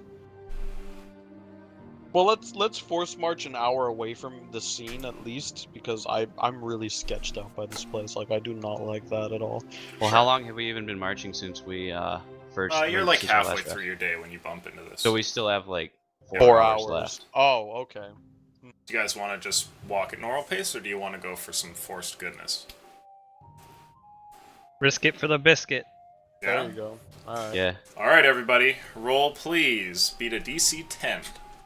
Saving Watch Aldrin throw, get another Constitution. 3! Ah! Aldrin gets a 4. Natural Well, 12. No, you have to press R, Aldrin. Okay. Press E. R for roll. Oh, did I? There you go. Hey. At 15. I failed. Oh, okay. I rolled off the 20. Okay, so poor Verth, you get a first level of exhaustion here. Everybody else does fine though. Do we want to try for round 2? Yeah. Birth, it's up to you. No, it's up to you, man. You're the one with disadvantage on checks right now. I looked at Aldrin. Up for another hour. Yeah. All right, Let's DC go. 11, boys. Big money, no whammies. Fuck whammies. fuck! I got a point. Wow, mine just spun I on got a an 8. 7. I've Let's see, succeeded. 8, 9, 10, 11. We got 2 whammies. Oh, on the people who didn't have it. So everyone has a layer of exhaustion now. They all have 1 level. Do you guys want to keep going?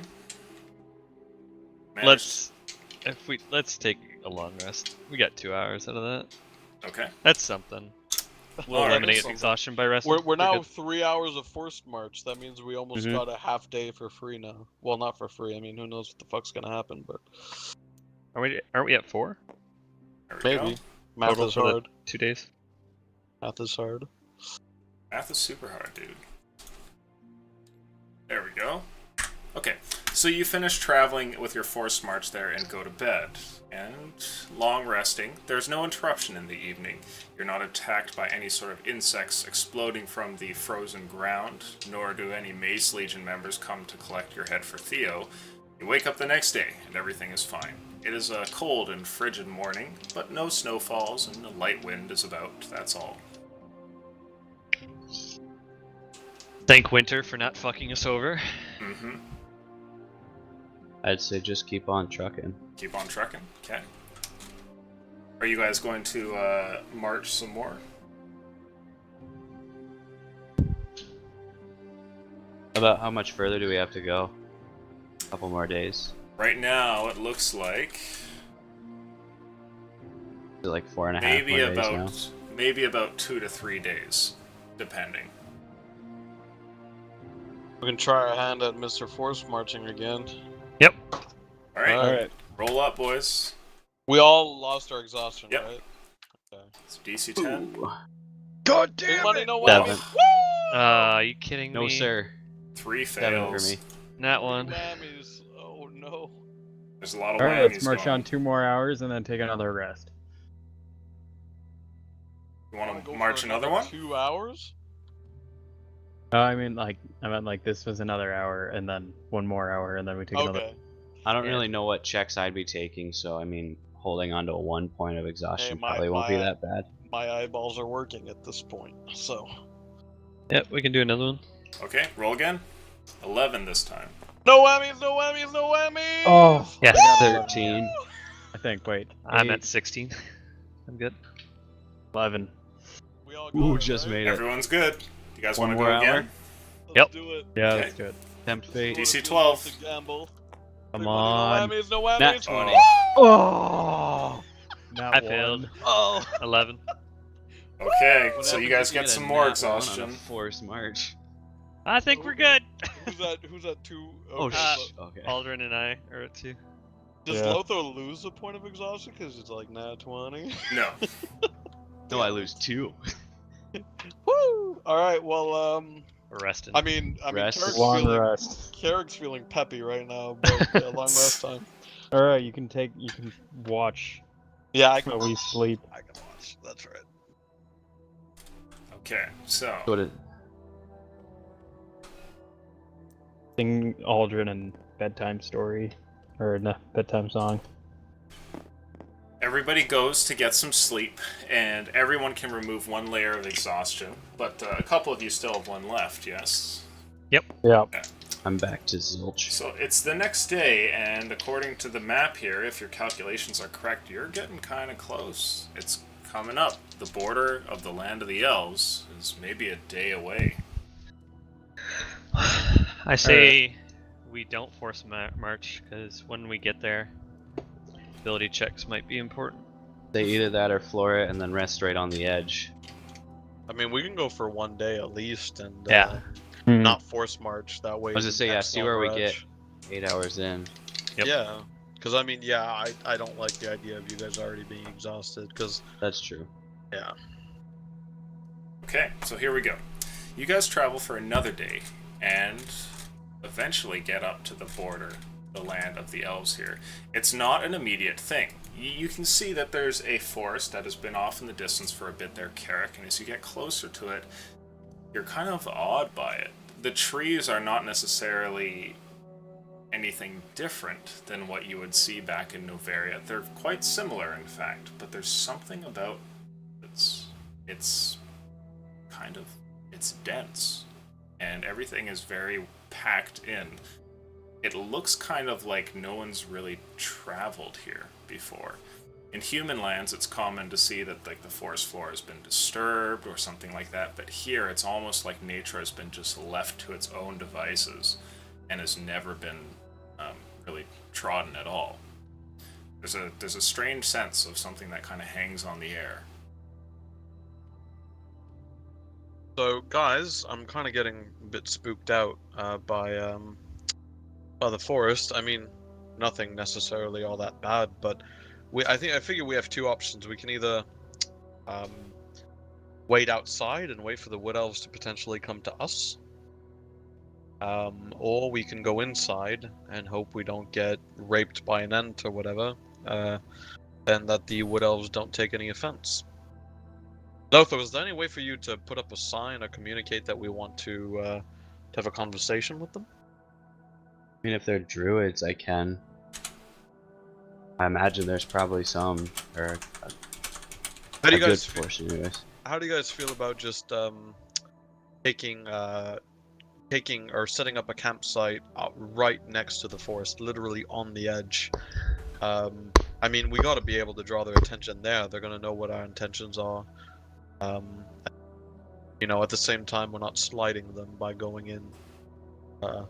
In this case, rather than asking for forgiveness, I'd rather ask for permission. So yeah, we should. Yeah, and we try were to communicate advised with them. not to Those stay in are one some place wise in the words. forest. Yeah, I agree entirely. So you're gonna camp right on the edge of the forest. That's the plan?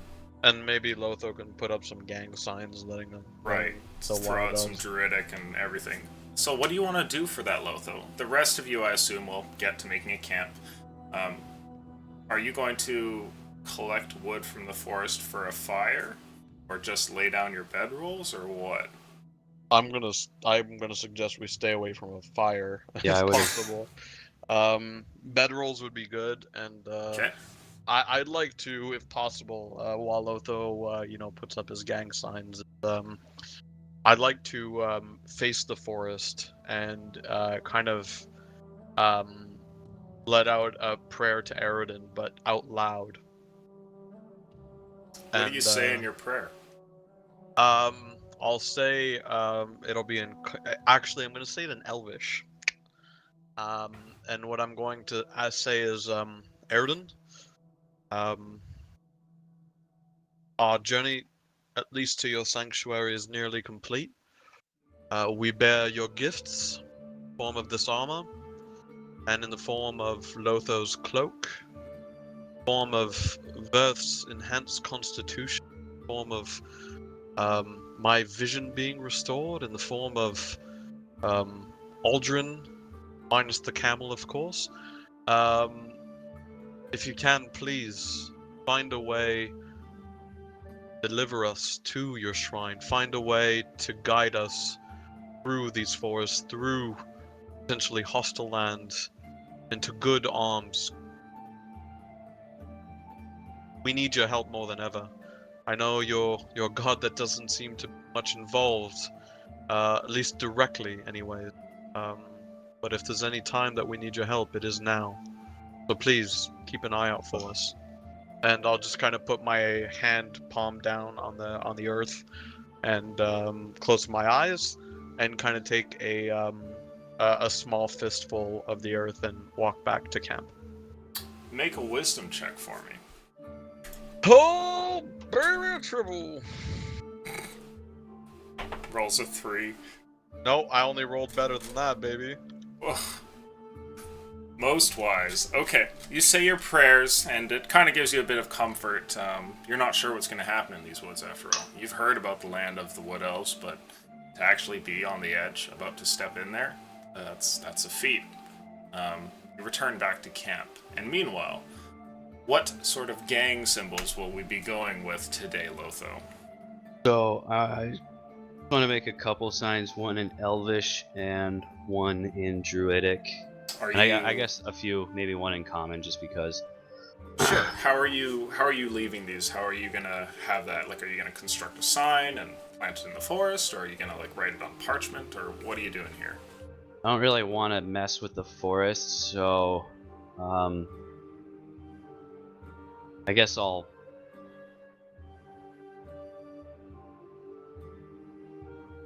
help.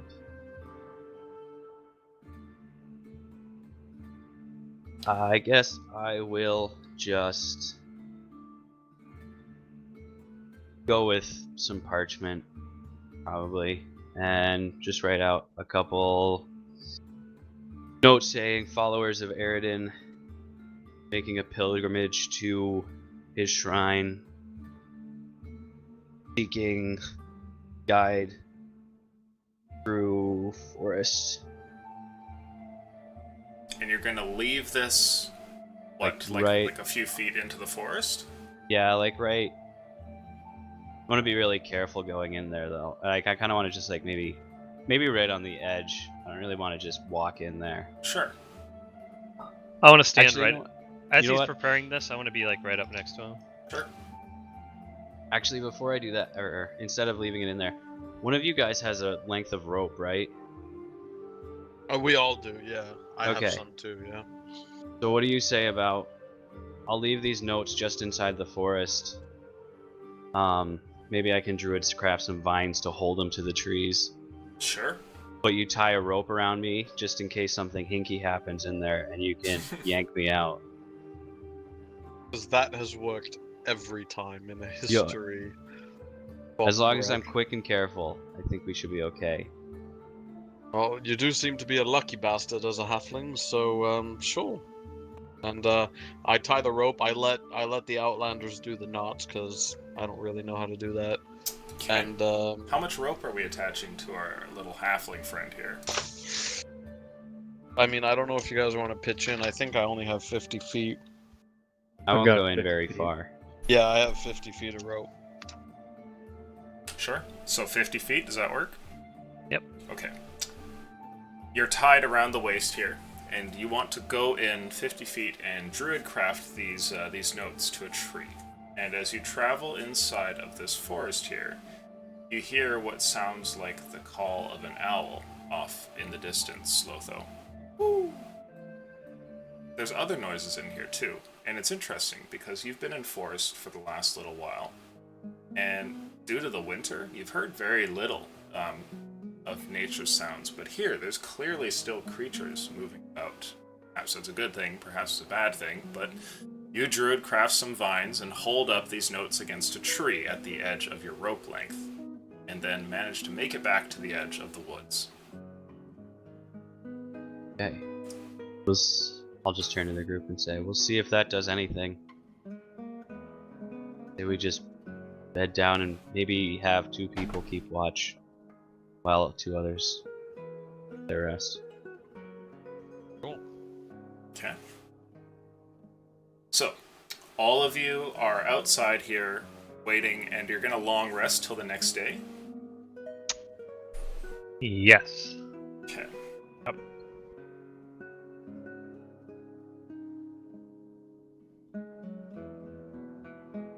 I'll take before I go to rest. I'll take my glaive and kind of punch it into the ground a little bit so it sticks up, kind of like a pole, and I'll put my door onto it to make it look kind of like a banner because it's got the little symbol on it. Lean your door against the glaive? Sure. Yeah. Okay. So, let's see here. Wow. What were the exact contents of your note, Lotho?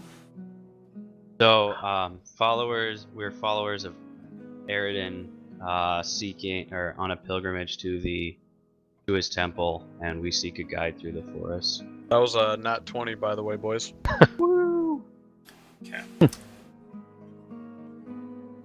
The next day, you wake up, and as all of you wake up, there's an alert that you all get towards the edge of the forest here. You see what look like a bunch of humanoid figures that appear from behind the trees and bushes. Clearly, all of them are wood elves, and they step away from the forest here towards your camp. And you can see that they look like they're completely armed for war. They have on them what looks like armor which has been made out of some sort of like grayish bark, and they have with them everything from longbows to spears to curved blades, and there's roughly about 12 of them. Is it normal that I have a huge erection right now? Sounds fucking badass. One of them up at the front steps forward, kind of away from the group as all of them are surveying you, and just stares at your group for a brief second. He has a very keen eye, and he appears to be fairly young. He looks like he's maybe in his 20s, though you know that with elves, age can be deceiving, obviously. The table talk, does anyone speak Elvish besides me? I do. You do, Lotho? Mm-hmm. Aldrin and The Earth, dwarf you guys totally speaks Elvish. I'll They're take usually- it. Oh, Take a knee. Bow my head a little bit. Okay. I'm just gonna do the same. Sure. Happy birthday. Not gonna do that. I'm gonna stand up and give him a quick and curt bow of my head. That's it. Yeah, I'll follow suit. I'll... Make a performance About. check for me, please, Carrick and Lotho. Not gonna use the Reza dice. That would be a 1. For You me, guys that's just like a flip them 12. off in Elvish. A 12 and a 1. Okay, the two of you make a Not brief bow here addressing the group, and this elvish man who has stepped forward in your direction takes a look at you for a second. He has long, flowing brown hair and stands roughly at maybe 6'2". He has in his hand a spear, which he actually turns over towards one of his group and hands the spear off. One of them takes it from him, and he approaches you, placing a hand instead on the hilt of a curved blade, which is currently scabbarded into like a little belt loop here. As he comes closer, he looks at the two of you, and he just kind of examines you. Like he continues staring at you for a second, and then he turns to you, Carrick, and he says, "Half-breed." Does he say it in Elvish, or does he say Yes. it in... Sorry, I should have mentioned that. Yes, he says in Elvish, half-breed. You get the sense that he might not have been overly impressed. It's fairly obvious that he's almost kind of looking down on you guys. Because we didn't bow down? Or just Who because? knows what it was, but for Right. whatever reason, that's the stance he has here. I'm gonna kind of bite my lip in small amount of anger. Half-breed's drudging up some old memories of mine, and I'll look at him and be like, well, we haven't exactly heard tales, and I'm saying this in Elvish, of you guys being a courteous bunch, but then again, that's not what Eridan sent us into Nomentar for. So, I see that you've gotten my friend's messages here. We're looking for passage to Eridan's temple, and we're wondering if that was possible, and what we might need to do in order to get there. He takes from his belt a wrapped up piece of parchment and hands it over towards you. And you can see that it's the note that Lotho had written up, and he says, "You won't be needing this." In what way? He looks at the group of you, says, "Explain to me why you've come to these lands." Now I'll look back at the group, and I'll look to Lotho. Now I'll look at him straight in the eyes. Look, and I'll give him a bit of a smile too. I can't exactly answer that. If you guys follow Eridan, which I've been told that the Wood Elves of Nomentar tend to focus on him more than any other deity, you'll know that Eridan is inscrutable, oftentimes, and very difficult to gauge in terms of his needs. As you can see with this armor, I hope, I gestured to it, we've gotten many gifts from Eridan, and we've been striking blights in Skyfall. Whether this is your concern or not, I'll be honest with you, I don't really care. All you need to know is that the relics in front of you, this armor, Lotho's cloak, are gifts of Eridan. We've spoken to his great eagles. We've cleared the blights as he requested. And now, we're being chased by a fiend. Make a persuasion check for me. Sure.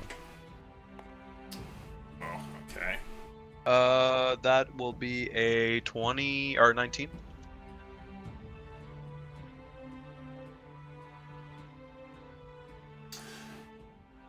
The elf's composure seems to relax a little bit.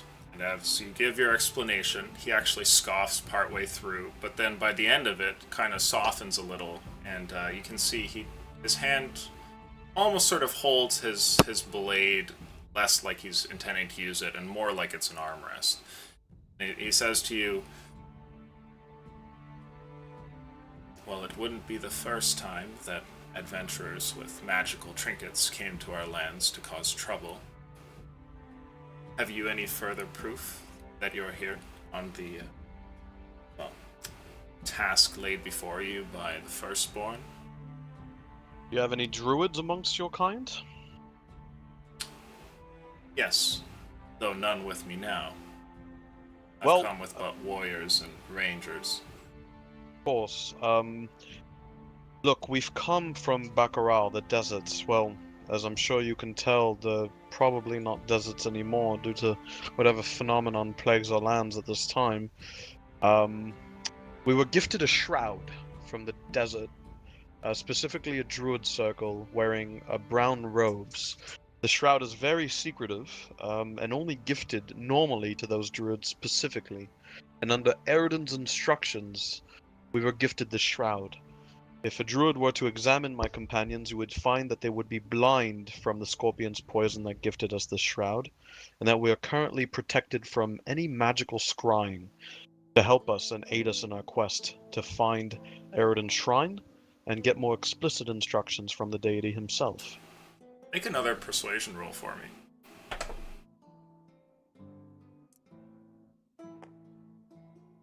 That's 17.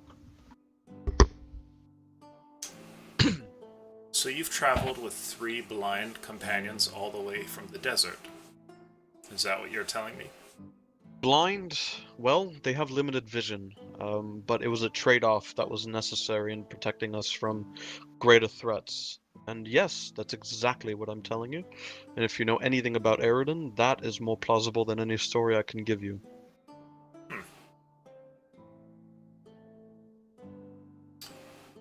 He takes a moment to look over at Lotho, who's the nearest companion of your group, stares at him for a brief moment, and examining him for a second, he then looks back at you and he says, "And what do you plan to do once you're in our lands and you've reached your destination?"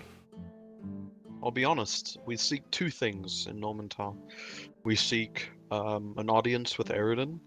We were told by many druid circles that there was a shrine very northern end of your borders that would be the best place to do that. And we also seek refuge in the wilds from prying eyes. You see, there seems to be a fiend with an agenda against Eridan himself, who constantly is on our path and is constantly fought. I mean, I'm sure you can tell by not only our smell, but our attire, that we've been solely traveling in the woods for weeks, if not months at this point. We cannot go into nearby civilization. And this fiend, through wiles and persuasion and cash, all things I'm sure you wood elves detest, he has wrought and sown agents throughout Skyfall against us. So we seek audience with Eredin on a plan, but we also seek, if not protection, just the cover of the woods themselves, away from beings such as humans and different things, wandering in Skyfall that might easily be swayed by a fiend.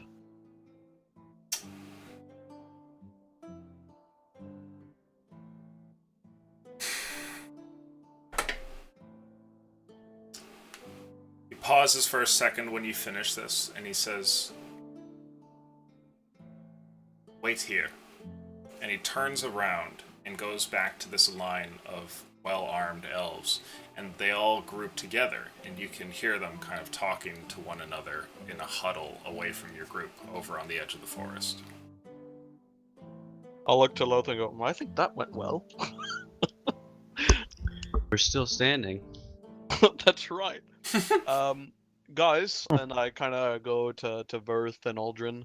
You guys can come, by the way. I don't think they're gonna bite. It seems right now that it's just a question of convincing very, very, very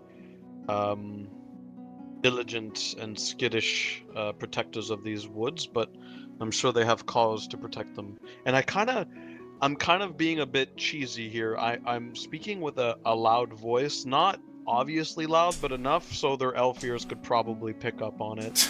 And I'm telling these guys, look, the protectors of these lands, and it's of course normal that they want to vet us and make sure that we're, the real deal. So we might need a bit of patience, but I think I presented enough evidence to them, especially given that we have a shroud that's very druidic in nature. We have this armor, we have Lotho's childlike cloak that's just spectacular. So, I think things should be okay. Okay.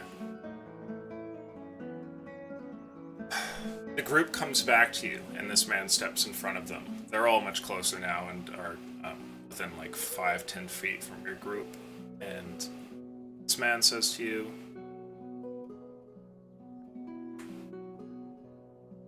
"The forests of Nomentar will offer you refuge from this fiend, which you say is following you. And I believe you. As tall as your tale may be, I see in your eyes that you at least believe it. However, if you choose to go through this forest, you may track the fiend here with you. While I have no trouble with you seeking a counsel, the firstborn by traveling through the lands, I do have cause to worry should you track some sort of evil into my home. Have you anything that you can offer as a way of payment, one could say? An assurance that nothing will happen, or that at least not all will be lost if something does." What do you value? I mean, would simple gold pieces suffice? I'm not sure exactly what serves as currency in the broadest sense of the term in Nomentar, and I don't mean to slight you or offend you in any way. Something of use. Me and the rest of my Dagorale don't have need for coin, but anything that would be of use for a ranger would be appreciated, and I would be willing to allow you to enter. Escort through the woods, well, that's your own pilgrimage, one could say. If Eredin is looking out for you, you should be just fine. Is he speaking in Elvish? Yes. Okay, never mind. I'll pause for a second and be like, just a moment, please. And I'll say in common, they want a gift, and they're looking specifically for something that might be of some use for the band to protect the lands. While they believe our story about Eredin, they're not exactly keen on us potentially bringing a fiend into their land, and they can use any tool or any advantage that we can possibly bestow on them. Not sure exactly what I can give them, but besides the gift Aroden gave me himself, but that might be slighting him, and to be honest with you, I think we'll need it. I have my hand crossbows, as much as I love them, that I can give, but if you guys have any suggestions...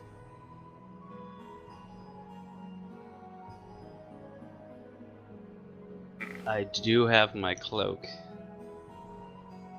Maybe is there a patch on the cloak that they could use? Maybe not the cloak itself? Didn't the desert druid say the world was sick? If he values the well-being of not only his land but the world at large, it would be in his best interest to let us through. I can present that to him, Beth. The only thing I'm worried about is that him buying our tale of going to Aroden and being, you know, a party that strikes out the blight was something that he barely believed. I try to tell him that we're going to fix the world. You see that he looks over at you, Verth, and he speaks to you, though you don't understand his words, but the two of you that do understand Elvish hear him say, I want to hear more about this sickness. And I'll look kind of intrigued, and I'll look to Verth and be, well, my companion here is talking about this endless winter that has plagued our lands.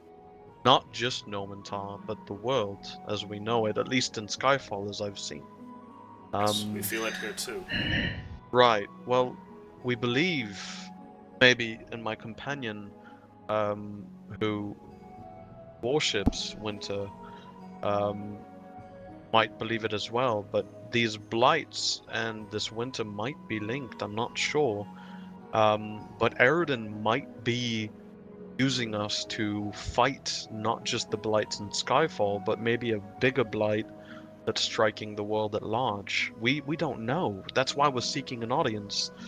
And to be honest with you, going from wood to wood, druid circle to druid circle, while we've been bestowed mystical gifts in terms of endurance in my friend here and having my vision restored so I can at least guide my party, I'm not sure what we can give you. And I think Verth's argument, and you can tell he might not be the most diplomatic of our group, but he is a wise and direct companion, which is something I value. His argument is that anything that we have of use to you would be of use to us, and we'll need it in the coming adventures to make sure that we can fight whatever it is that Aroden wants us to fight. And you said you were a follower of Winter? He says over to Verth. And I repeat it to him in common. Okay. I believe Winter is misunderstood. I know not why we find ourselves in such a bleak winter now, but yes.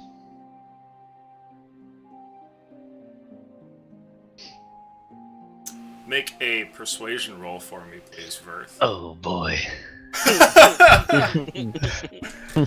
19.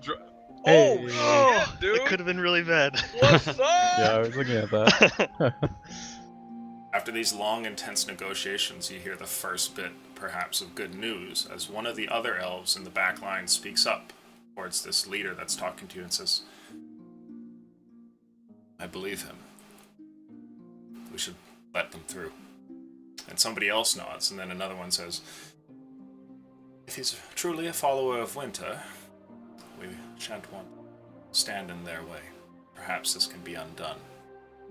And you see more and more nods that appear throughout the group until the leader turns over towards you and says, very well. Keep your things. Be careful in the forests. Travel not to Fenistan. I won't have anybody enter the city if they're not meant to be there. But if you must traverse the woods of Nomentar to reach Aroden, then so be it. I'm going to reach under my cloak in the back, and I'm going to take one of my two hand crossbows. I'm going to, in an open palm, kind of present it forward and be like, small token But if it would help you defend the borders, least I can do.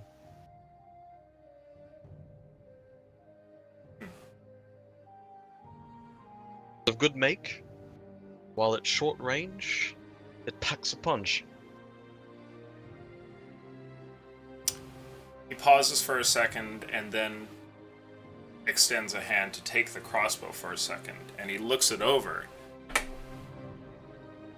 And after looking it over for a second, he motions for one of the members of his group to come over and then whispers something to her. And then she hands him her sack that she has on her back there. And in the backpack, he pulls out something, and you hear what sounds like a bunch of items clinking about. Some metal, some glass, stuff like that. He takes her crossbow, and he smiles, and then places it away into the backpack. Then pulls out from the backpack a potion with red color in it, and then hands it to you. And he says, "Be safe in the woods, and cause them no harm. We'll be watching you." And then he bows and starts to step away, and all of them kind of give you a nod, and then before you can even really reply, they just start walking away and making their way back into the forest. Awesome. You're like, okay, alright. I was just gonna bow my head and say thank you, but yeah. Okay. And I kind of shake potion and be like, look what I got, guys. Everybody make a... Oh, goodness. A perception roll.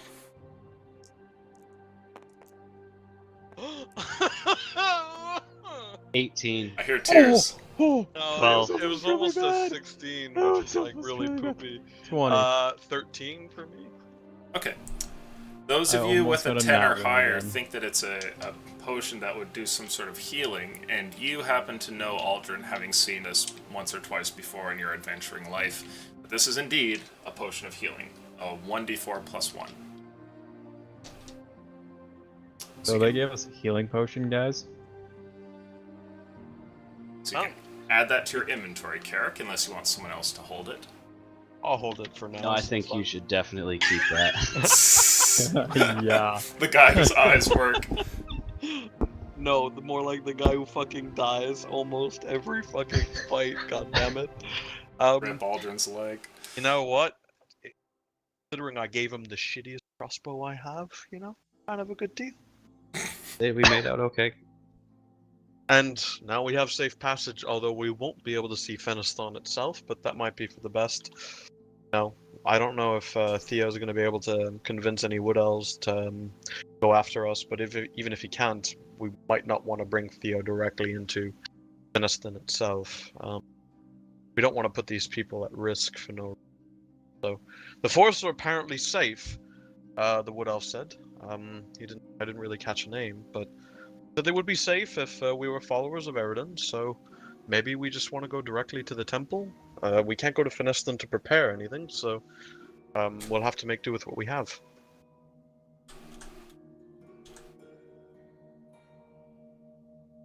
Yeah, I say getting there is #1 priority.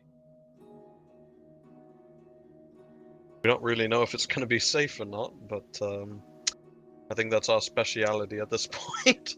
Yeah. Going in unprepared and trying to make the best of it, so... Carrick. Yes. Could you? I'm sorry. I pull him off the side because I'm a little embarrassed.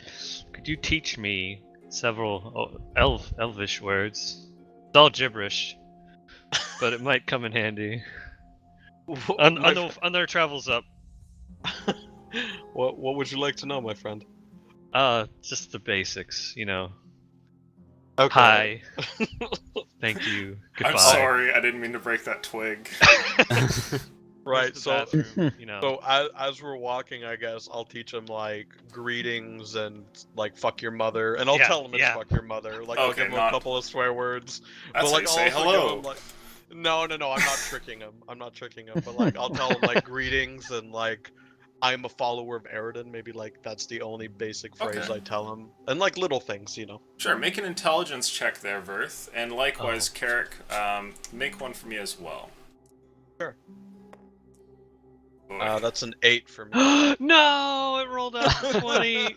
No. The lessons are clumsy, and part of it is because it's something new for you, but also because teaching languages isn't exactly Carrick's forte. But you listen, and maybe over the next few days you'll manage to grab some, but right now it's all still gibberish to you. All right. As you just like nod your head but go like, what the fuck? So, what direction are you guys traveling into these woods? Like, here, or like straight and just gonna stay outside the city, or like over yonder? Like, what's the plan? I'm gonna propose a thing. Okay. And you guys tell me if you agree. But I'm thinking we hit the main road and then go. So maybe like skirt the edge as long for all we can. Then Well, I don't want to do that because if we skirt the edge, I mean, we're not gonna... inside the the forest. We could. Well, if yeah. I mean, if it's safe. Oh, then- shit. Oh, did you almost fall again, you dipshit? No, I sneezed like 3 times. Okay. Oh, shit. Yeah, but either way, like, we can go this way. But I figure we might get lucky and hit, like, a trader or something on the road that, like, at least might be able to give us something before going into there. Because we don't know what's in there. Could be a fucking lich den at this point. I don't know. So if we can increase our odds of at least getting something, because, you know, maybe we might catch a caravan on the way to Fineston that we can trade with. At least we might be able to get a little more equipment before heading directly into the temple. That's just my thoughts. If you guys think it's worth... Because we don't know if Theo's agents are up here, right? So maybe we want to be off the grid and stay that way. I don't know. Options. It's up to you guys. Yeah. Yeah, I guess that's a valid point. I don't really need anything, but I mean, if you guys do, then I'm okay with skirting it for a little bit. That way we can kind of get to the road and then move up. That way we can get kind of familiar with the forest before like getting really deep. Yeah, that's a good point. Why don't we skirt for a day and see if anything weird happens? That way we're close to the edge, and if it seems like it's safe, then we can strike it north. Yeah, we can To the play it road. day by day, of course. We have 2 Outlanders with us too, but like you said, if we skirt the border and we're at least, like maybe through a few hundred feet of forest, we see the plains or something, at least we'll know kind of where we are. Yep. And And I can help us take like the most respectful, I guess I'll say, path, just to be sure.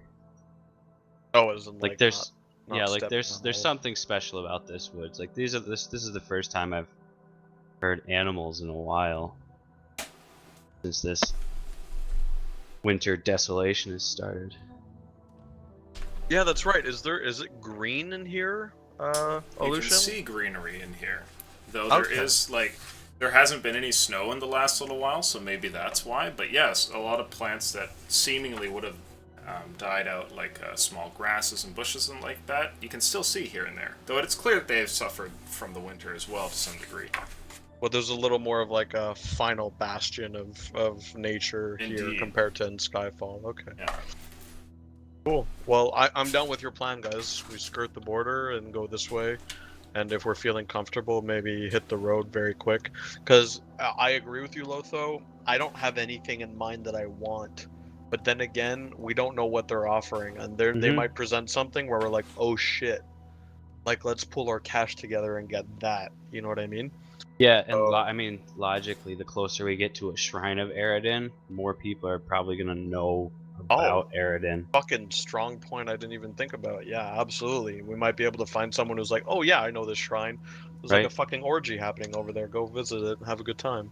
Yeah, that, and they could probably suggest some sort of, like, I don't know if we need to do some sort of sacrifice or offering. Yeah, a gift any or sort- something like that. Any sort of assistance we can get if we can find something. All strong points, man. And I think it's worth risking because I don't think anyone in this motherfucker is gonna see like Theo the Fiend and his agents and be like, "Oh no!" They're gonna be like, "These are our fucking woods, and we're gonna ass rape you, Yeah. motherfucker." That was kind of the vibe that they opened up with. Right, exactly. So like, I think like now that we got the approval, I mean, I would have liked to have gotten something like a sigil or something from those elves, just confirming that we're good. Because who knows, if we hit that road, they might be like, oh, "Intruders!" They'd be like, "We don't know anything about that. You could have just snuck in," and then we're gonna have to fucking convince a whole nother group of assholes. No normies on the main road. Half-breed! No! But you know, I think if we tell them, and we can even describe like what these guys look like, and that they gave us this potion and blah blah blah. Plus, I Anyways. can hit us with Pass Without a Trace too again, and we can keep it pretty sneaky as we go. Pretty low key until we really hit the road and wanna. Okay, cool. Okay. Well, I think we have a strong plan. So you're going a day straight up, and then you're going to choose where to go after that. A More day like skirting the edge. northeast. Yeah, like this way. Ah, so you could potentially bail if need be. Yeah, just in case the woods are a little weird. That way Okay. we can kind of get familiar with the woods. Sure. So you travel like a couple of hours in, that sort of thing. Mm-hmm. All right. So let's see here. Single day's travel in the land. Do we want want to stealth it?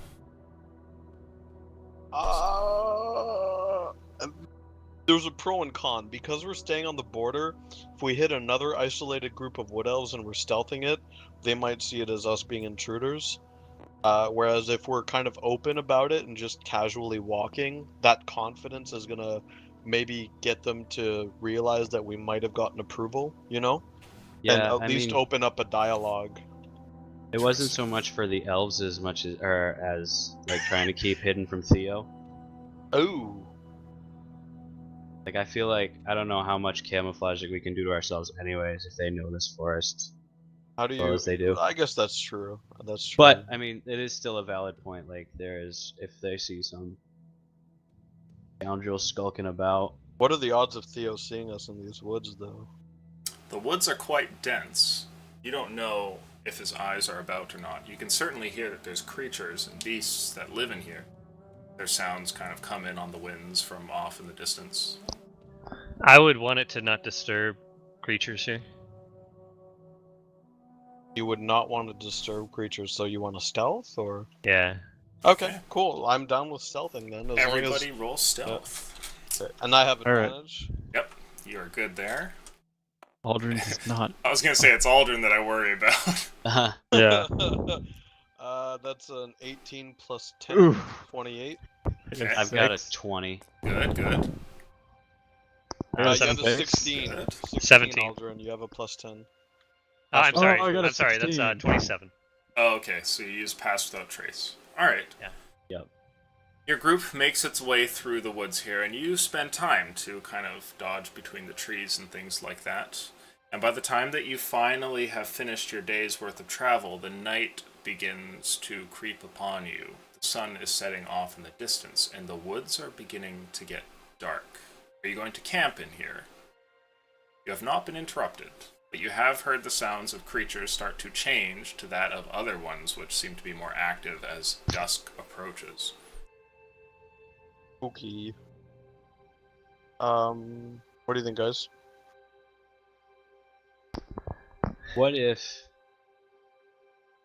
tie the rope around me again, and I see what happens as we climb the tree? See if we can take any sort of refuge inside the canopy of the trees. And if something weird happens, you just yank me down and hopefully you catch me. That's a plan, I guess. Do you guys want to do that? And Lotho really loves that rope. I don't see a problem with it. Sure. I just shrugged my shoulders, thinking, yeah, Okay. and remembered that I'm talking through a mic. So, you folks set up once again, getting your camp all ready. You lay out your bedrolls and all, and then, perhaps more importantly, you tie Lotho to another piece of rope as he plans to climb a tree, just in case something up there should steal him away. Lotho, Oh no, make it was an more to. acro- Yeah, wait, that's okay. I'll still make that. But I was wondering if it would be It's a 10. Like a feasible place to sleep, like to make camp, to get off the ground. Oh, you want to sleep in the tree? Maybe. Ah, okay.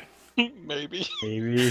That's a 10 to even get up there, though. Okay, so you're able to climb this tree. It's a boreal tree with sort of like straight but somewhat drooping branches that come off of it in different areas, and you begin to climb it. But interestingly enough, each set of these branches has quite a bit of like, it's almost like a pine needle that comes off of it, and so you're sort of poking your head past one layer, then you get to another layer and to another layer as you go up. You note that the pine isn't necessarily unpleasant, though your hands now reek of sap, but it doesn't look like there's much place up here to sleep. You would definitely have to construct like a hammock or something like that. Okay, But- I'll just hop back down. But you do notice something. As you poke your head through the top of one of the layers, you see an incredibly large creature which rests on one of the branches, and it's staring directly at you as your head pokes through the foliage.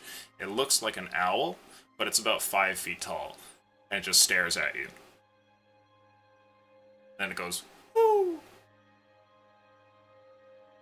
I'll try and mimic its sound.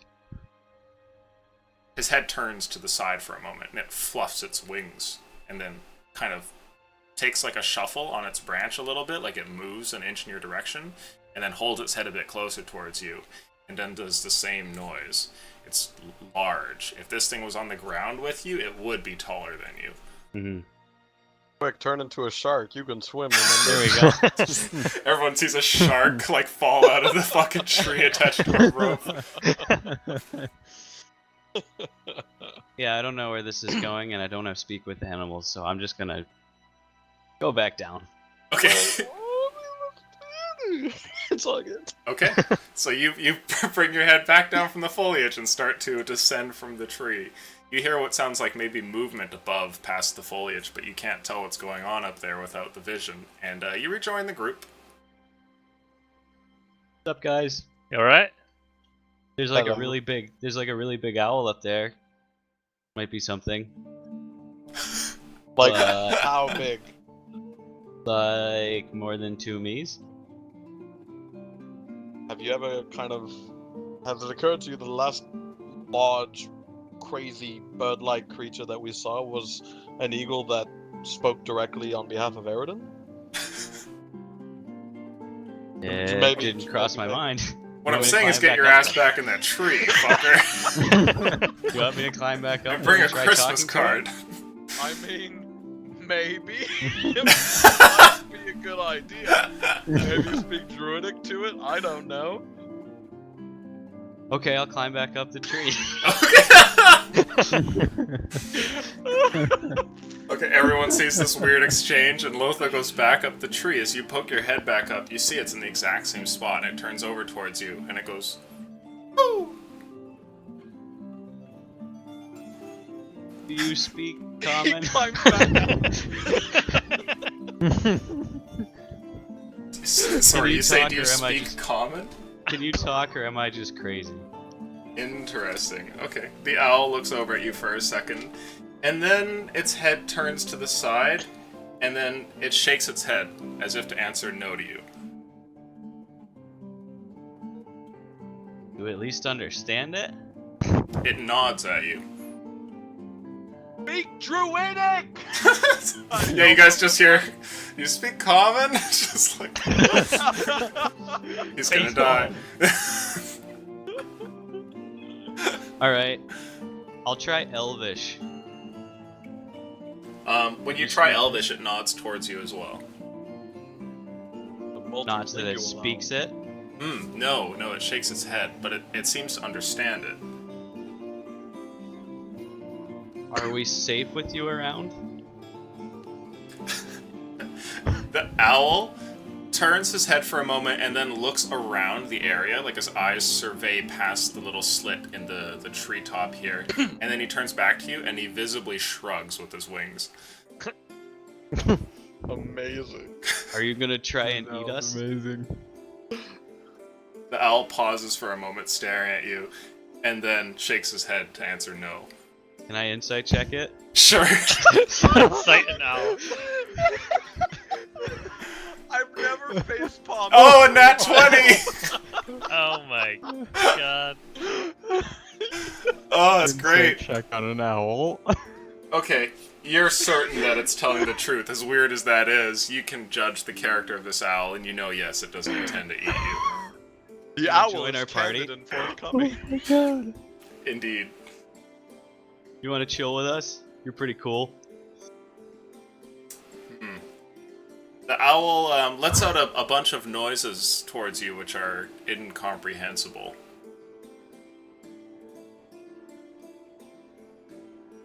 Alright, cool.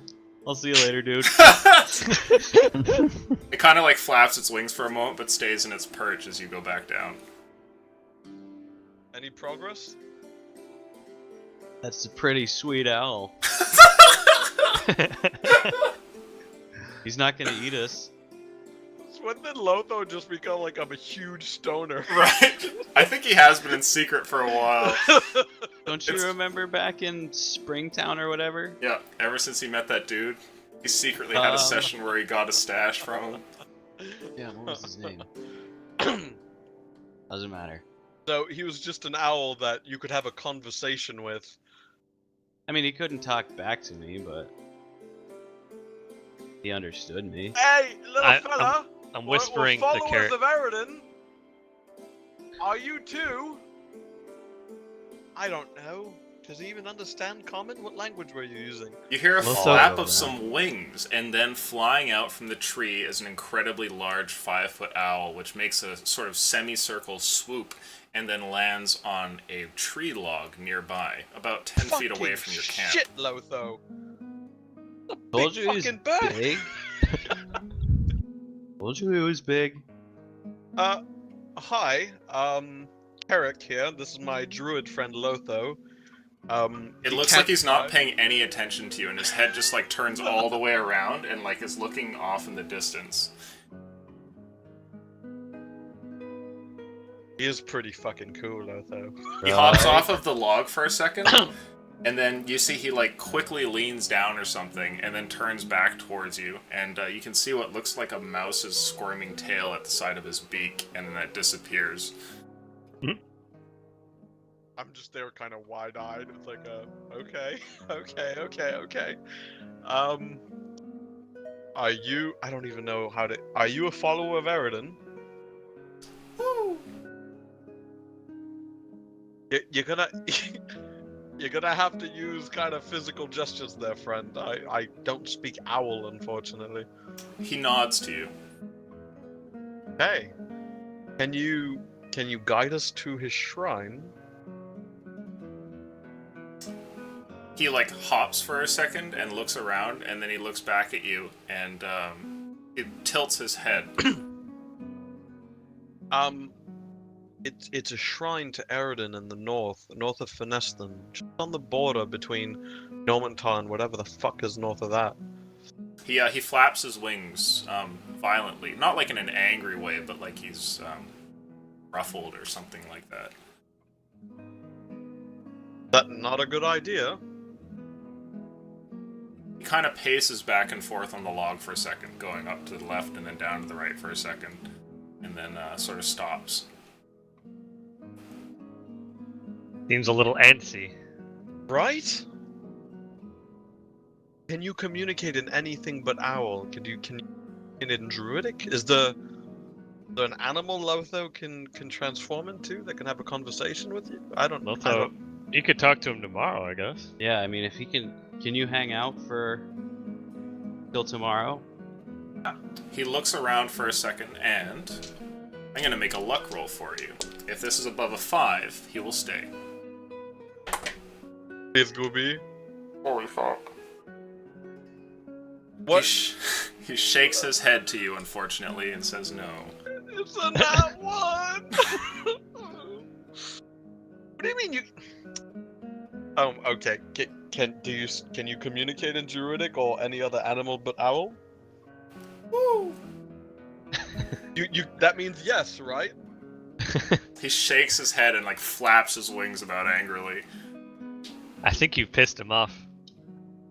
Well, fuck him. He's a giant 5-foot owl that clearly understands us, but He hops off of the log and starts to approach your camp, like waddling a little bit. And then he makes his way over. Aldrin, what are you doing right now? Aldrin is just standing there, confused as to what the hell everybody else is. Okay, this wishing owl, he which had is a roughly sock in like his bridge. anywhere from like 1.5 to 2 feet taller than you, comes over towards you and kind of like leans over you for a second and then like stares at you, bringing his beak like an inch away from your face. It's large enough that it could like eat your hand. And then kind of like looks over and then starts to step around you, and then you hear the sound of like your backpack opening. Whoa, You guys all see him like start to like use his beak and go through Aldrin's backpack.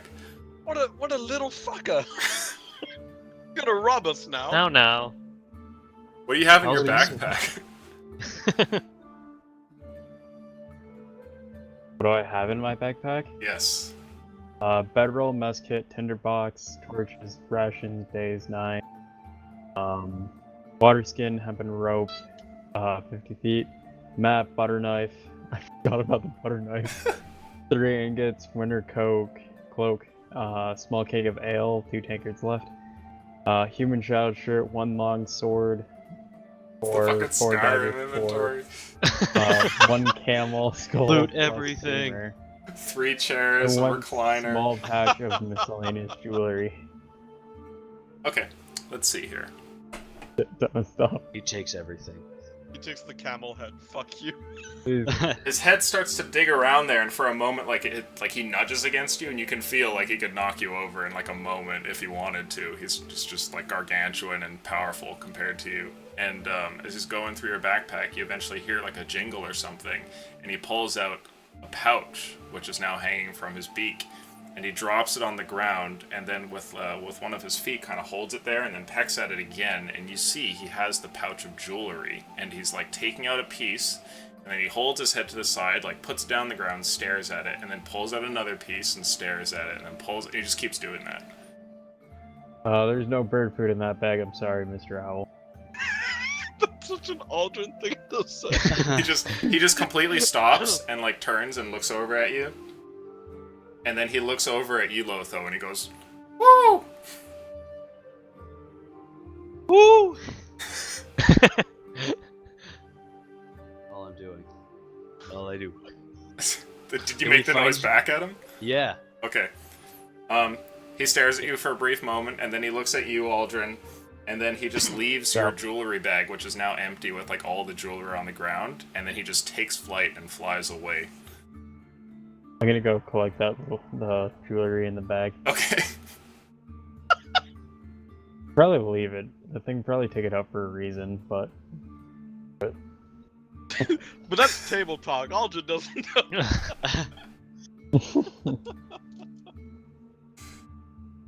Yeah, that is kind of weird, guys. What long do you as guys he want to doesn't do go here? I'll just say to the group, I mean, as long as he doesn't go too far away, I can probably find him again in the morning. There's an idea. And then I'll be able to talk to him. There you go. Lotho with the brain power. find Okay. out what it did with my what it wanted with my jewelry. Are you all gonna spend your first night in the forests of Nomentar? Yeah, let's hope we don't get mauled by a fucking 25-foot tall panther or some shit. We can, we have to. We can switch our our sleep schedule around and travel through the night when we can. Well, we won't like That rest. sounds like fun. Yeah. Sleep in the day. Anxiety, the game. You know, God damn. just a thought. Never mind. I'm just No the one DM knows here. shit. You tell me what you want to do. You know when he gets giddy, like when you say something, he's like, "Yeah, okay." Yeah, you can Like, certainly try. You just got fucked up. Well, sleepy time. Sleepy time. It's like that episode of Rick and Morty where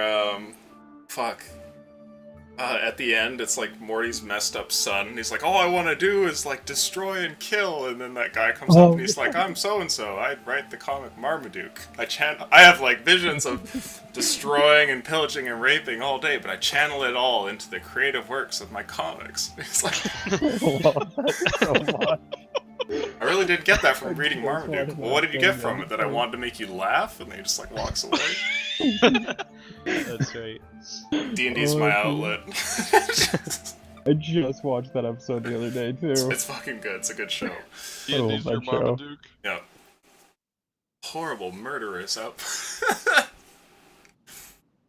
Chat thinks the owl is a douchebag. Hey, come on, Chat.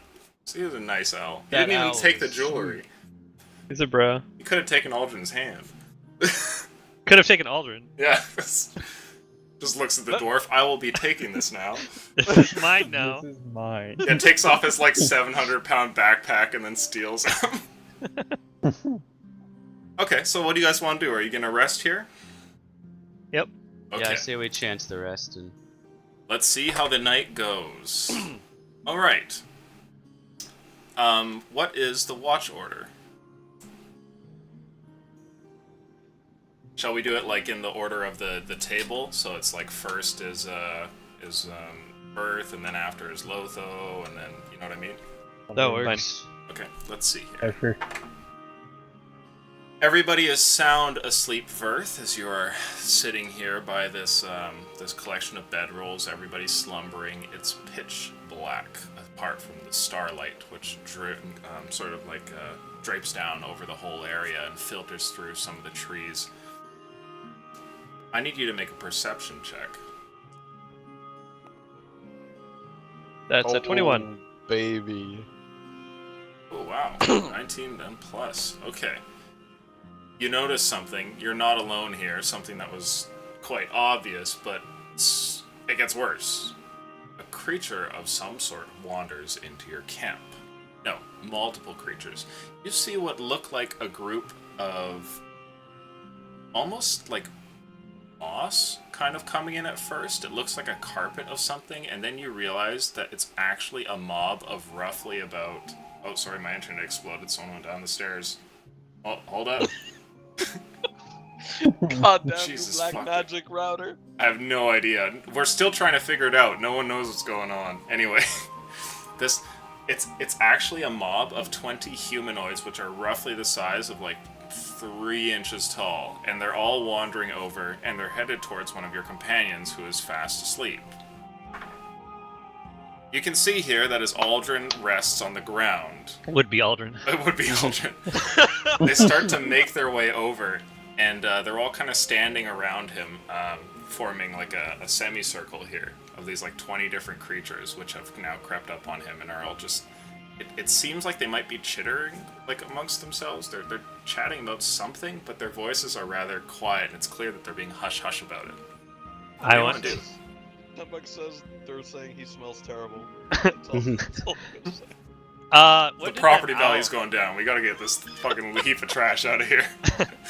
I'm gonna, obviously in my birth voice, I'm gonna coo like an owl, but trying to get like Carrick's attention or like Lotha's attention without like totally spooking the guys. Oh, so you want to do it naturally, but in a way that might wake your companions? Yes. Ooh, there's an interesting one. Make a deception check for me. Oh, beautiful. That's something I am totally good at. I Oh! think.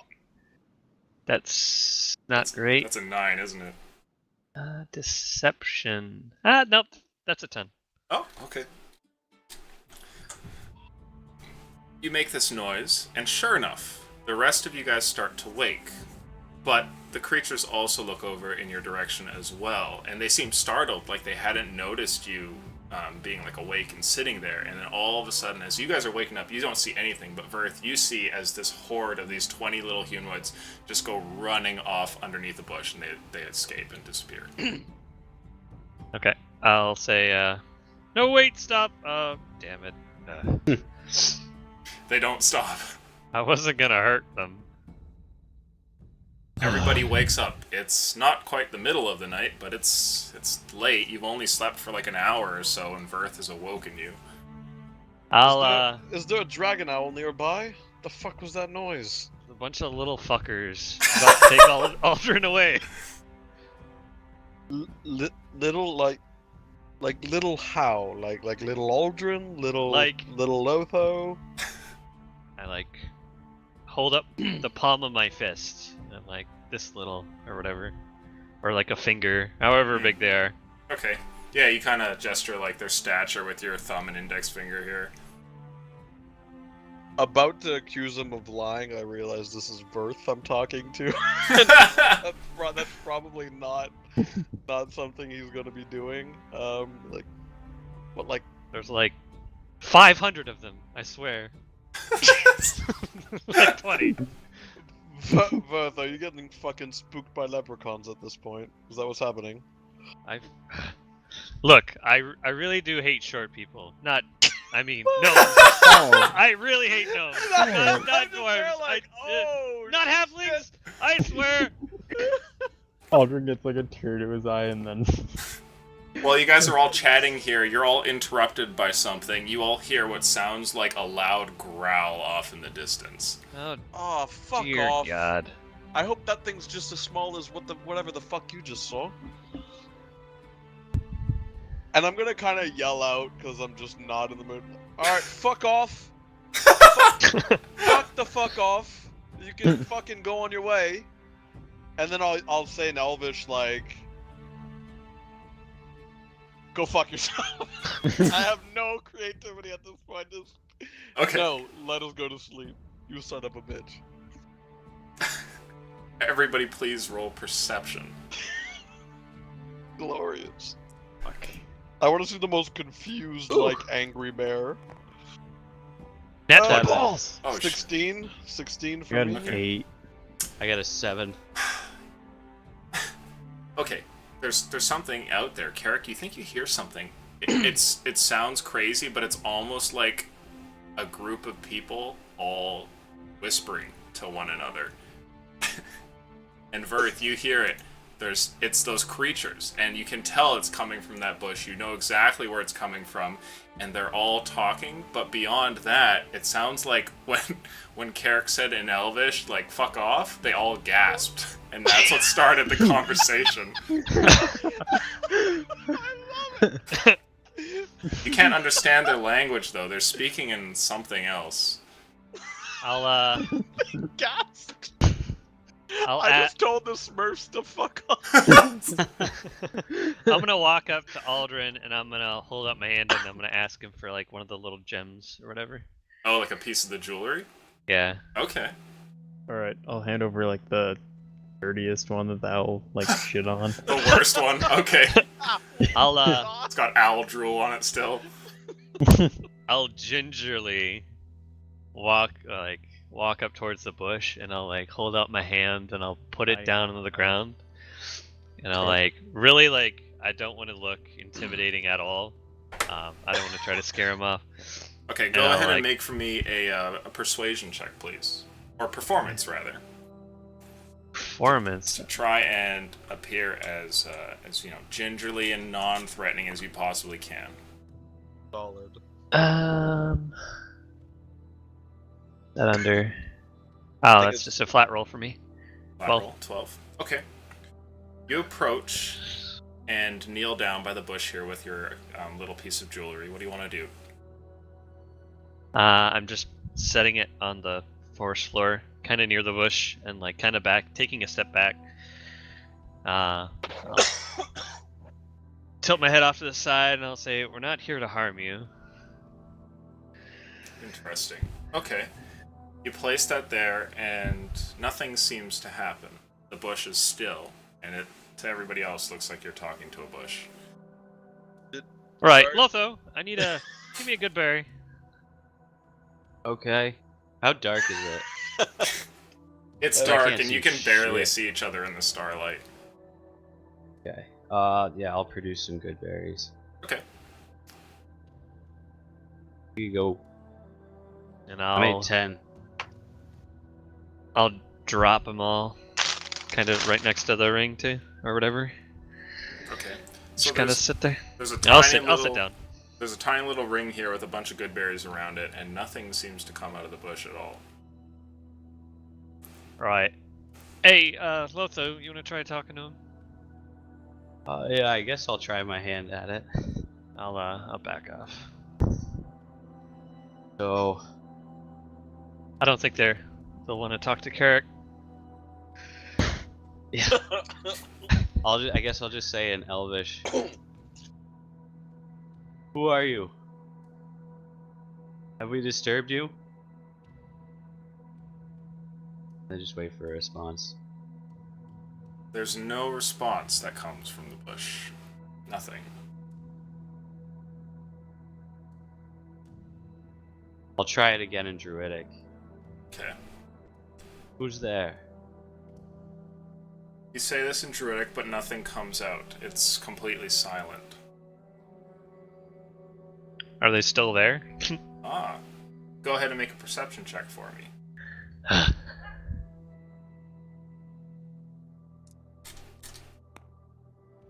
Not good. 5. You take a moment to kind of lean closer down, getting like prone and close to the dirt. You stare underneath the bush here to see that there's nothing there. Either they're very well hidden or they've all left. God Reach your damn it. hand in. No. Just bite his hand. How about you reach your hand in? Okay. Aldrin's gonna come over. If you guys don't make any progress, Aldrin's gonna come over there and kick the bush. I'll reach my hand in and see if there's anything weird in there. Okay, sure. You reach your hand in and feel around. It just feels like there's some dirt in there. There's nothing. Yeah, I think they're gone. Whatever they were. Yeah, that's that's a on the really safe good side. Aldrin's camouflage. gonna run up and then like body slam the bush Oh, damn it. just to make sure. Okay. And I mean, if they're not there, then he'll like. I never Off knew we and had a back up. murder hobo in our party. Crash into the bush here and just kind of flatten the whole thing with your heavy armor and all of your weight behind it. There is. Aldrin, what the fuck? We're supposed to be protecting. We're not supposed to mess with this forest. Oh, Aldrin's gonna get back up and he's gonna like push the bush back up, grab some like sticks and put it on either side and just prop it up. The bush is It's like good. clearly been snapped in half here. He tries to like right it back up, but it's obviously dead.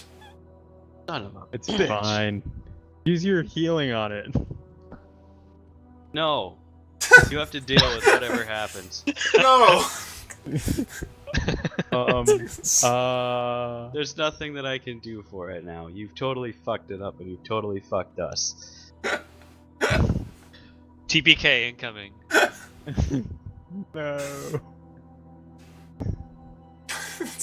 Right. It's like Maybe day no one one. will notice. We shall let you into the woods. A few hours later. Crunch. We have I go killed a back to sleep. community of small people. Oh god. We have Right. exterminated the You guys Smurfs. can take You're next good. watch. I'm done with this. Everyone's Bye. going back to bed? I'm going back to bed. I guess I'll start my watch. Okay. Everybody goes back to bed, and you go through your watch rotation and wake up the next day. Although to get your long rest, you have to sleep an extra hour, so it's not quite as early in the morning as you would normally get up. But it appears to be a somewhat nice day here. There's still a cold, wintry wind that makes its way through the area, but no snow. And as you get up, you notice something. One of your companions here is a little stuck, one could say. As you look over and you're all getting up, it's actually the sound of like a wince of pain that alerts you to something being a little bit out of place. Aldrin, something horribly painful strikes you for a brief moment. Oh, God. Beautiful. And you deserve everything. you realize that your head has been like held down to the ground by a bunch of strands of something prickly. And as you kind of like go to move to get up, it like presses against your skin and like a thorn digs into the side of your cheek. But all of like the cords here just break easily at the force of you getting up. So you guys all see Aldrin right himself, and he has what looks like a bunch of like small vines that have like stuck into his face in different areas. Serves you right. What? I had to be sure. You just got Gulliver traveled, motherfucker. I'll twack him on the ass with a thorn whip. Okay. Just for good measure. Alright, And sounds I will good. punch Lotho in the mouth. No, you won't. I'll grab his hand with my thorn whip and throw it to the side. Oh god. Right. Take out my battle axe and I'll TPK your ass. I'll turn into a brown bear. I'm just shaking my head right now. Aldrin's getting up in Lobo's face. Right. I'm just Can gonna you brush him prepare, off and start walking. Make sure you can talk to animals today. That'd be great. Oh, I got it. Before you guys kill each other. Okay. I wanna Swap some throw down spells. I'm gonna burn a second and do locate animal. Oh. See if I can find that owl within 5 miles. 5 miles. Yes. Okay. That's pretty cool. Let's see here. Yeah, it just kind of gives me like a direction, and I just had it. We'll have to check every tree in that direction. It appears that pretty far off, about what you would guess is maybe like a couple of hours worth of travel, the owl is still somewhat within range, and you know exactly where it is if you want to go and contact it. Albeit, you have to know that this is a animal you're finding, so it might not be the same. Yeah, owl. I was just reading that it is an owl. You're just gonna call a horde of owls on us. But yes, So there there's- does appear to be one. It's a couple hours from here. So there's an owl a couple hours from here. I mean, it might be the big one. It might just be another one. It's a shot, anyways. We want to try that route. It's Or better we- than nothing. As long as we don't offend any mysterious creatures that try to tie down Aldrin. Although I think it was hilarious. That was pretty funny. Hey, you know what? It is your fault too, because you said fuck you to them. Yet they did not vine me down. What does that tell you, Aldrin? You know, yeah, I was getting your back, you son of a bitch. It's That is clearly not what racially motivated.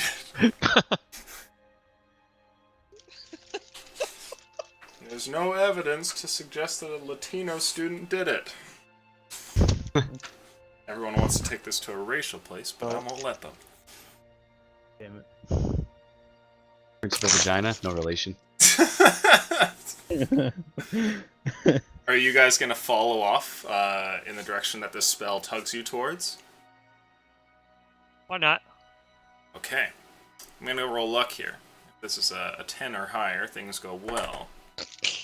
Well, that's an Natural 18. Buddy.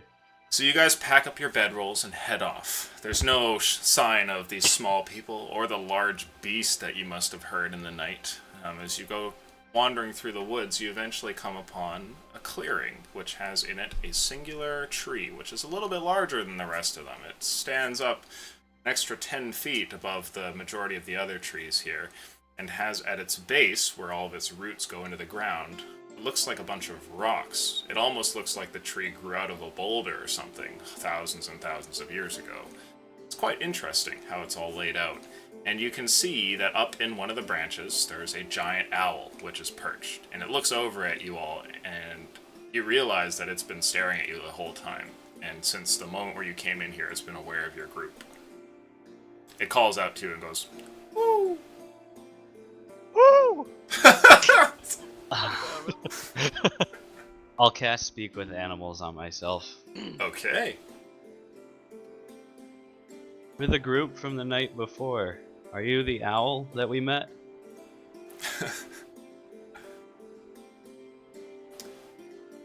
The owl pauses for a moment and then says to you, "How did you find me?" Greatest voice ever! I have a very strong connection with nature. Since you're part of nature, I can find you. Well, what do you want? Well, one, you're a pretty awesome bird. That was pretty cool. That you can understand what I'm saying. Even without fancy spells. But we're seeking Eridan Shrine, and we were wondering if you could help us with that. Do you know who Eridan is? Of course I know. I Why figured. would I help you find this shrine? Because you're pretty cool, and we're pretty cool. Convincing argument. That seems like hardly a good reason. And is there, I mean, I'm sure we can help you out. Is there anything you would want?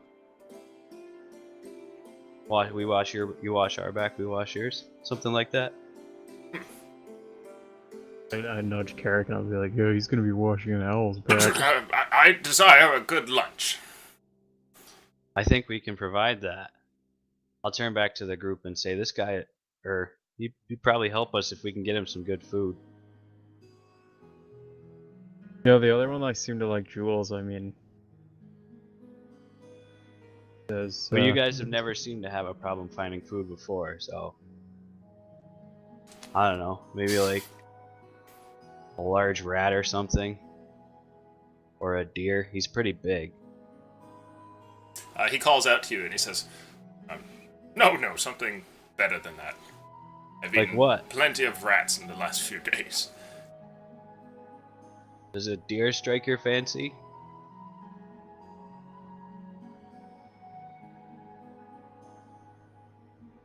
He pauses for a moment, and then he turns towards you, and he says, if it's cooked right. How is it cooked right? Is that something we're gonna have to figure out on our own, or you guide us? He in seems that? irate, and the moment you say it, he kind of like turns around, facing his back to you, and then shakes one wing off into the distance. He says, go now. Guys, I think this is pretty much a dead end. Why, what's going on? He wants food, and I don't think he likes me very much. He seemed a lot cooler when I couldn't understand him. I've now come to realize he is an asshole. Yeah, he's kind of a dick. I mean, I can keep trying to talk to him, but I don't think I'm gonna get anywhere. Your call. What is he asking for? He's asking for a deer if it's cooked right, but if I ask deer?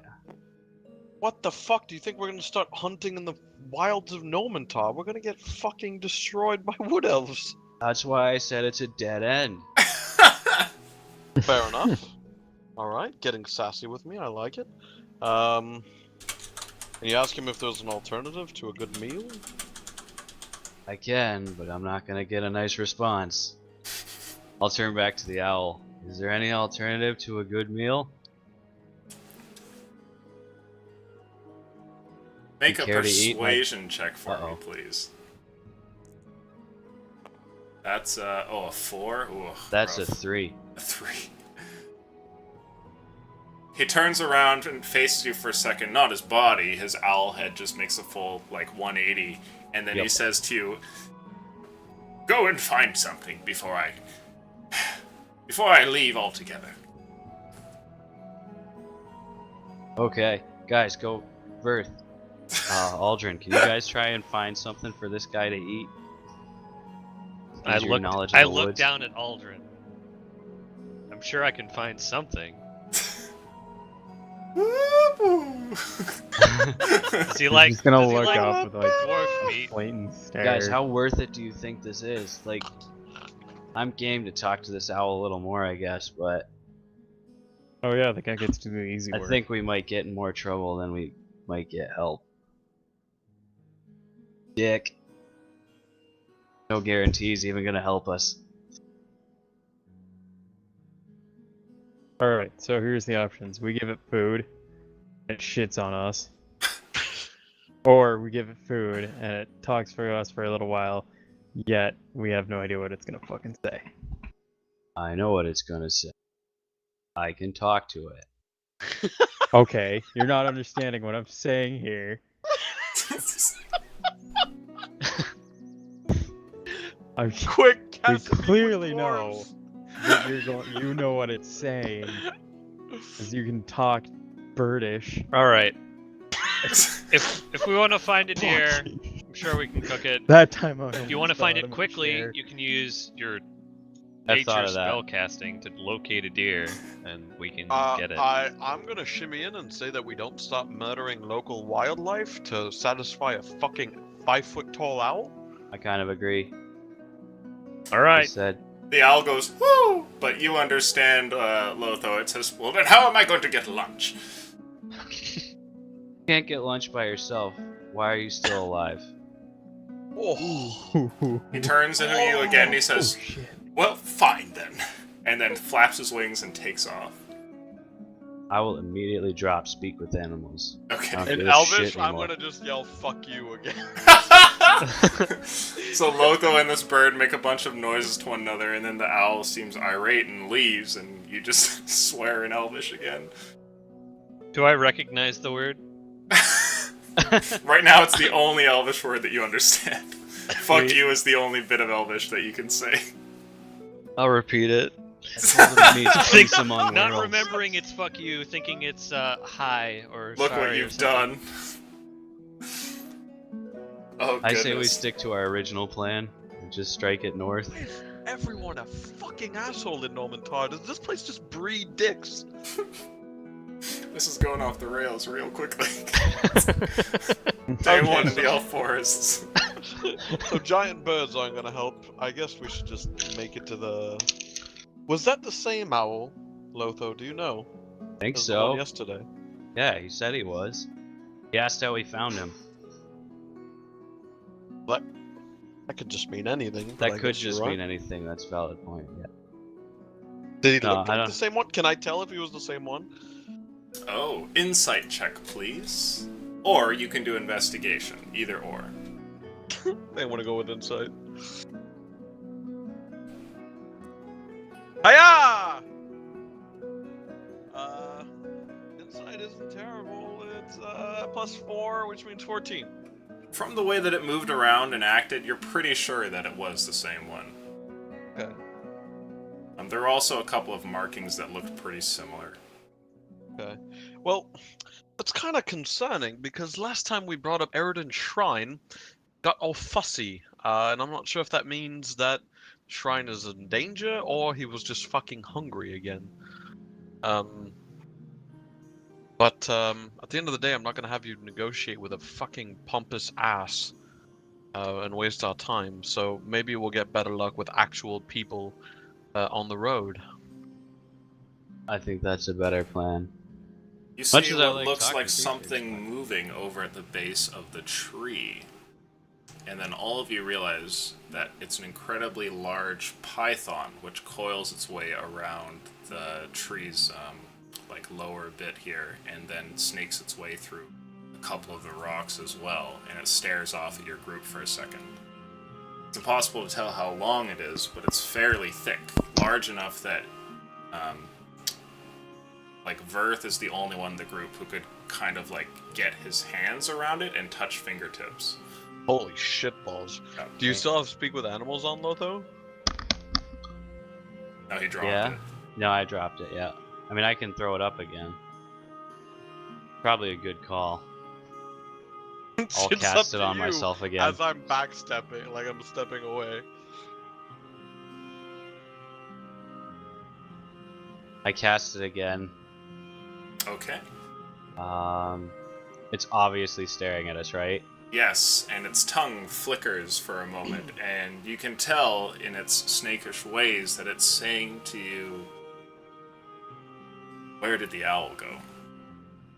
I will point directly where it went. It went Kill that way. motherfucker! He's a dick. You should eat him.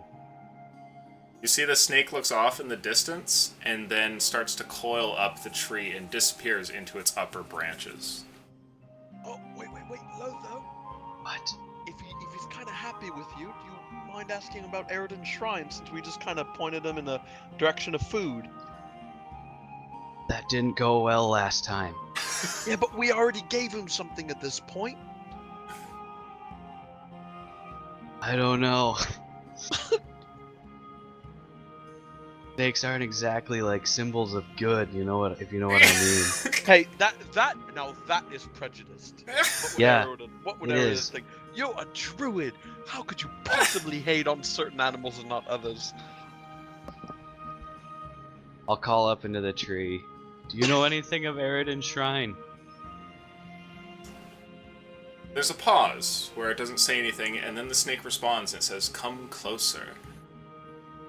No, you're gonna eat me. There's no response.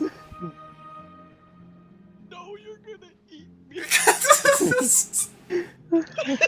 I'll take a couple steps closer, ready to switch into bear form, like as soon as if he tries anything. Okay, so how close will you get to this thing? Never a good Is it still up in a tree? Yeah, so it's like here are the rocks at its base, and then the tree's trunk would be like this.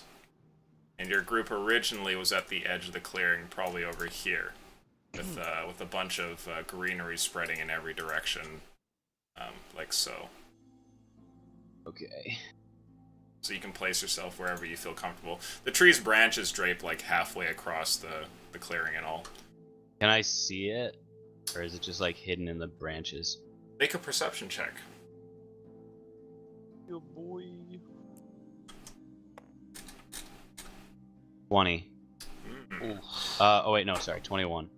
You can see the creature further up there. It's roughly about a quarter of the way up into the tree and hanging on one of the lower levels of the foliage, and it's staring at you, though hidden behind like a bunch of leaves.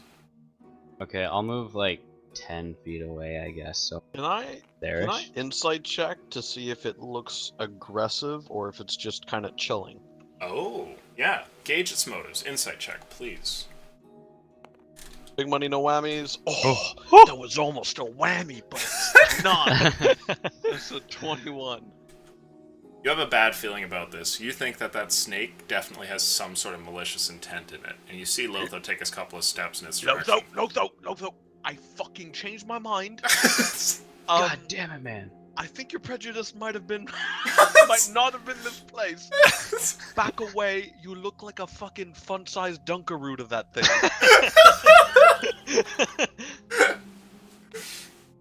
Oh my god. Like a box of Jolly Ranchers. Back the fuck away, Lotho, and I put my hand just behind my my cloak to my hand crossbow in case this thing fucking pounces. Okay, alright. All So right. you're at the I'm gonna- ready. I'm I'm gonna gonna step have- up near Lotho then. Okay. I'll have an ice knife ready as I back away. Okay. As you I'll back back away, away. the Just gonna snake lean is on a shield. completely still. You can still see it between the leaves as you kind of start to walk away, and it keeps its eye on you and doesn't move. And then while you're backing away, it says, "No, closer." No. In Elvish, I'm gonna be like, enjoy your meal. We're gonna be on our way. Have a great day.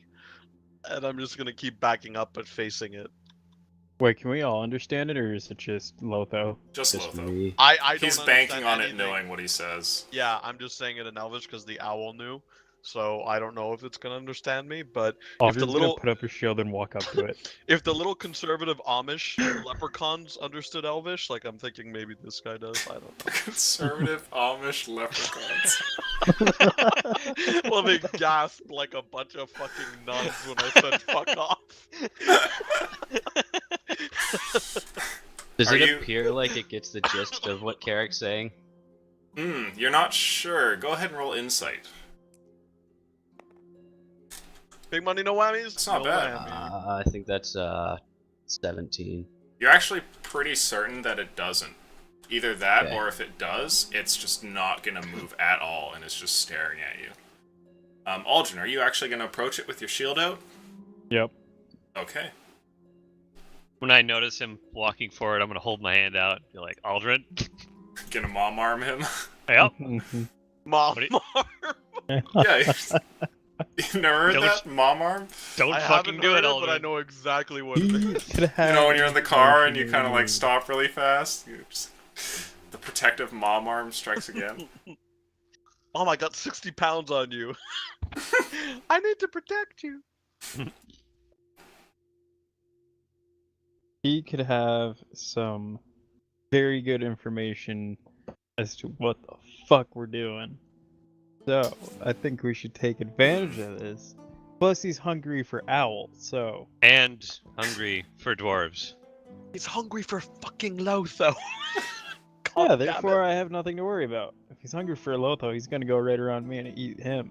Oh, you're a fucking dick. Oh, Ever I've since got that an camel axe, I can died, just chop it ever in since half. that camel died, you've just lost all empathy. You've changed! Dude, he's become fearless. I've actually been thinking about turning Aldrin into a complete drunk. really drunk. Turning Oh, him into? God. More than what he is right now. Get some Like elvish every ale. time we stop in, he's gonna fill up his like thing with alcohol, and he's just gonna go around. He's gonna be drunk all the time Spoilers. from the loss of his camel. Right. You're not approaching that snake. Sorry. And Aldrin's gonna. I start backing up with my arm out. Okay. Aldrin's gonna keep on pushing through. I'll cast Thorn Whip and wrap it around his legs. Okay. And also use Aldrin's it. gonna keep pushing through. A strength check from all three of you involved here, please. On nat 20. Oh, okay, that's all right. Yeah. I think that's just an 11. Aldrin's got that big dick. Got a player. 20. 19. A Or is 19. it the +3 or +5? And a It's +3, 20. right? Oh wait, Okay. strength. Um, Yeah. sorry, +3. I should mention that's athletics. That's my bad. Oh. Yeah. Oh, No. That's okay. 21. Mine's a 22. The 22. Okay. Yeah. So Yep. Aldrin, you're actually able to push through. Your Thorn Whip does land Yeah. Lotho, but it like gets away from his leg. And Verth, you get a pretty good arm there, but Aldrin is, he's kind of like more grounded and manages to push past it. I need you to make for me a dexterity saving throw, though, Aldrin. Heads up, we Lotho lost. dropped. Oh, did I drop? No, Lotho Yeah, dropped. he did. Oh, okay. Well, hold on for a second while he comes back. Okay, I got a 15 plus. Minus. Oh, this is dexterity. I got a 14. Okay. So, as you step forward, because you're pushing past these two, you almost stumble forward, but manage to kind of keep your footing. So you're now out of their reach and over here. And we'll wait for a second for Lotho to get back, because who knows what's around the corner. What time is it?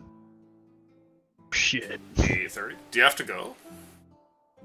Because I thought I half was an gonna hour go ago. till 9, like another half an hour. But this is definitely not like a bad place to leave off, depending. You have stuff to I do. mean, no, I don't have anything to do. I just have to be up at 5:30 tomorrow. Okay. That's it. I've got another work day. Do you guys want to leave it here with Aldrin about to receive some wisdom from a snake? I'm good to go for half an hour, but at the same time, I don't want you sleeping for 5 hours and being fucked up. So it's your call, dude. You're the one who has to work tomorrow at 5:30. If you want to continue. If not, we stop. I'll call And, it. I don't think that it's worth getting fucked up for work. Why is he laughing? What? I don't know. I think. Oh, I'll bet you his bro texted him. He Right? lost his mind. He Right? lost his mind. His computer got his cat disconnected his computer. It unplugged his No. computer. Oh, that is fucking. Damn. Cats are assholes, man. Yeah, they're just like, that thing looks like a snake. I'm gonna fuck with it. Okay, Yeah, well, send me a text. tell him that we're ending here. So if he can't get back in time or whatever, that's totally fine. To all the players, thank you. That was great. I had a blast. I hope you did too. It was fun to see the first group get into Nomentar. You get that little achievement.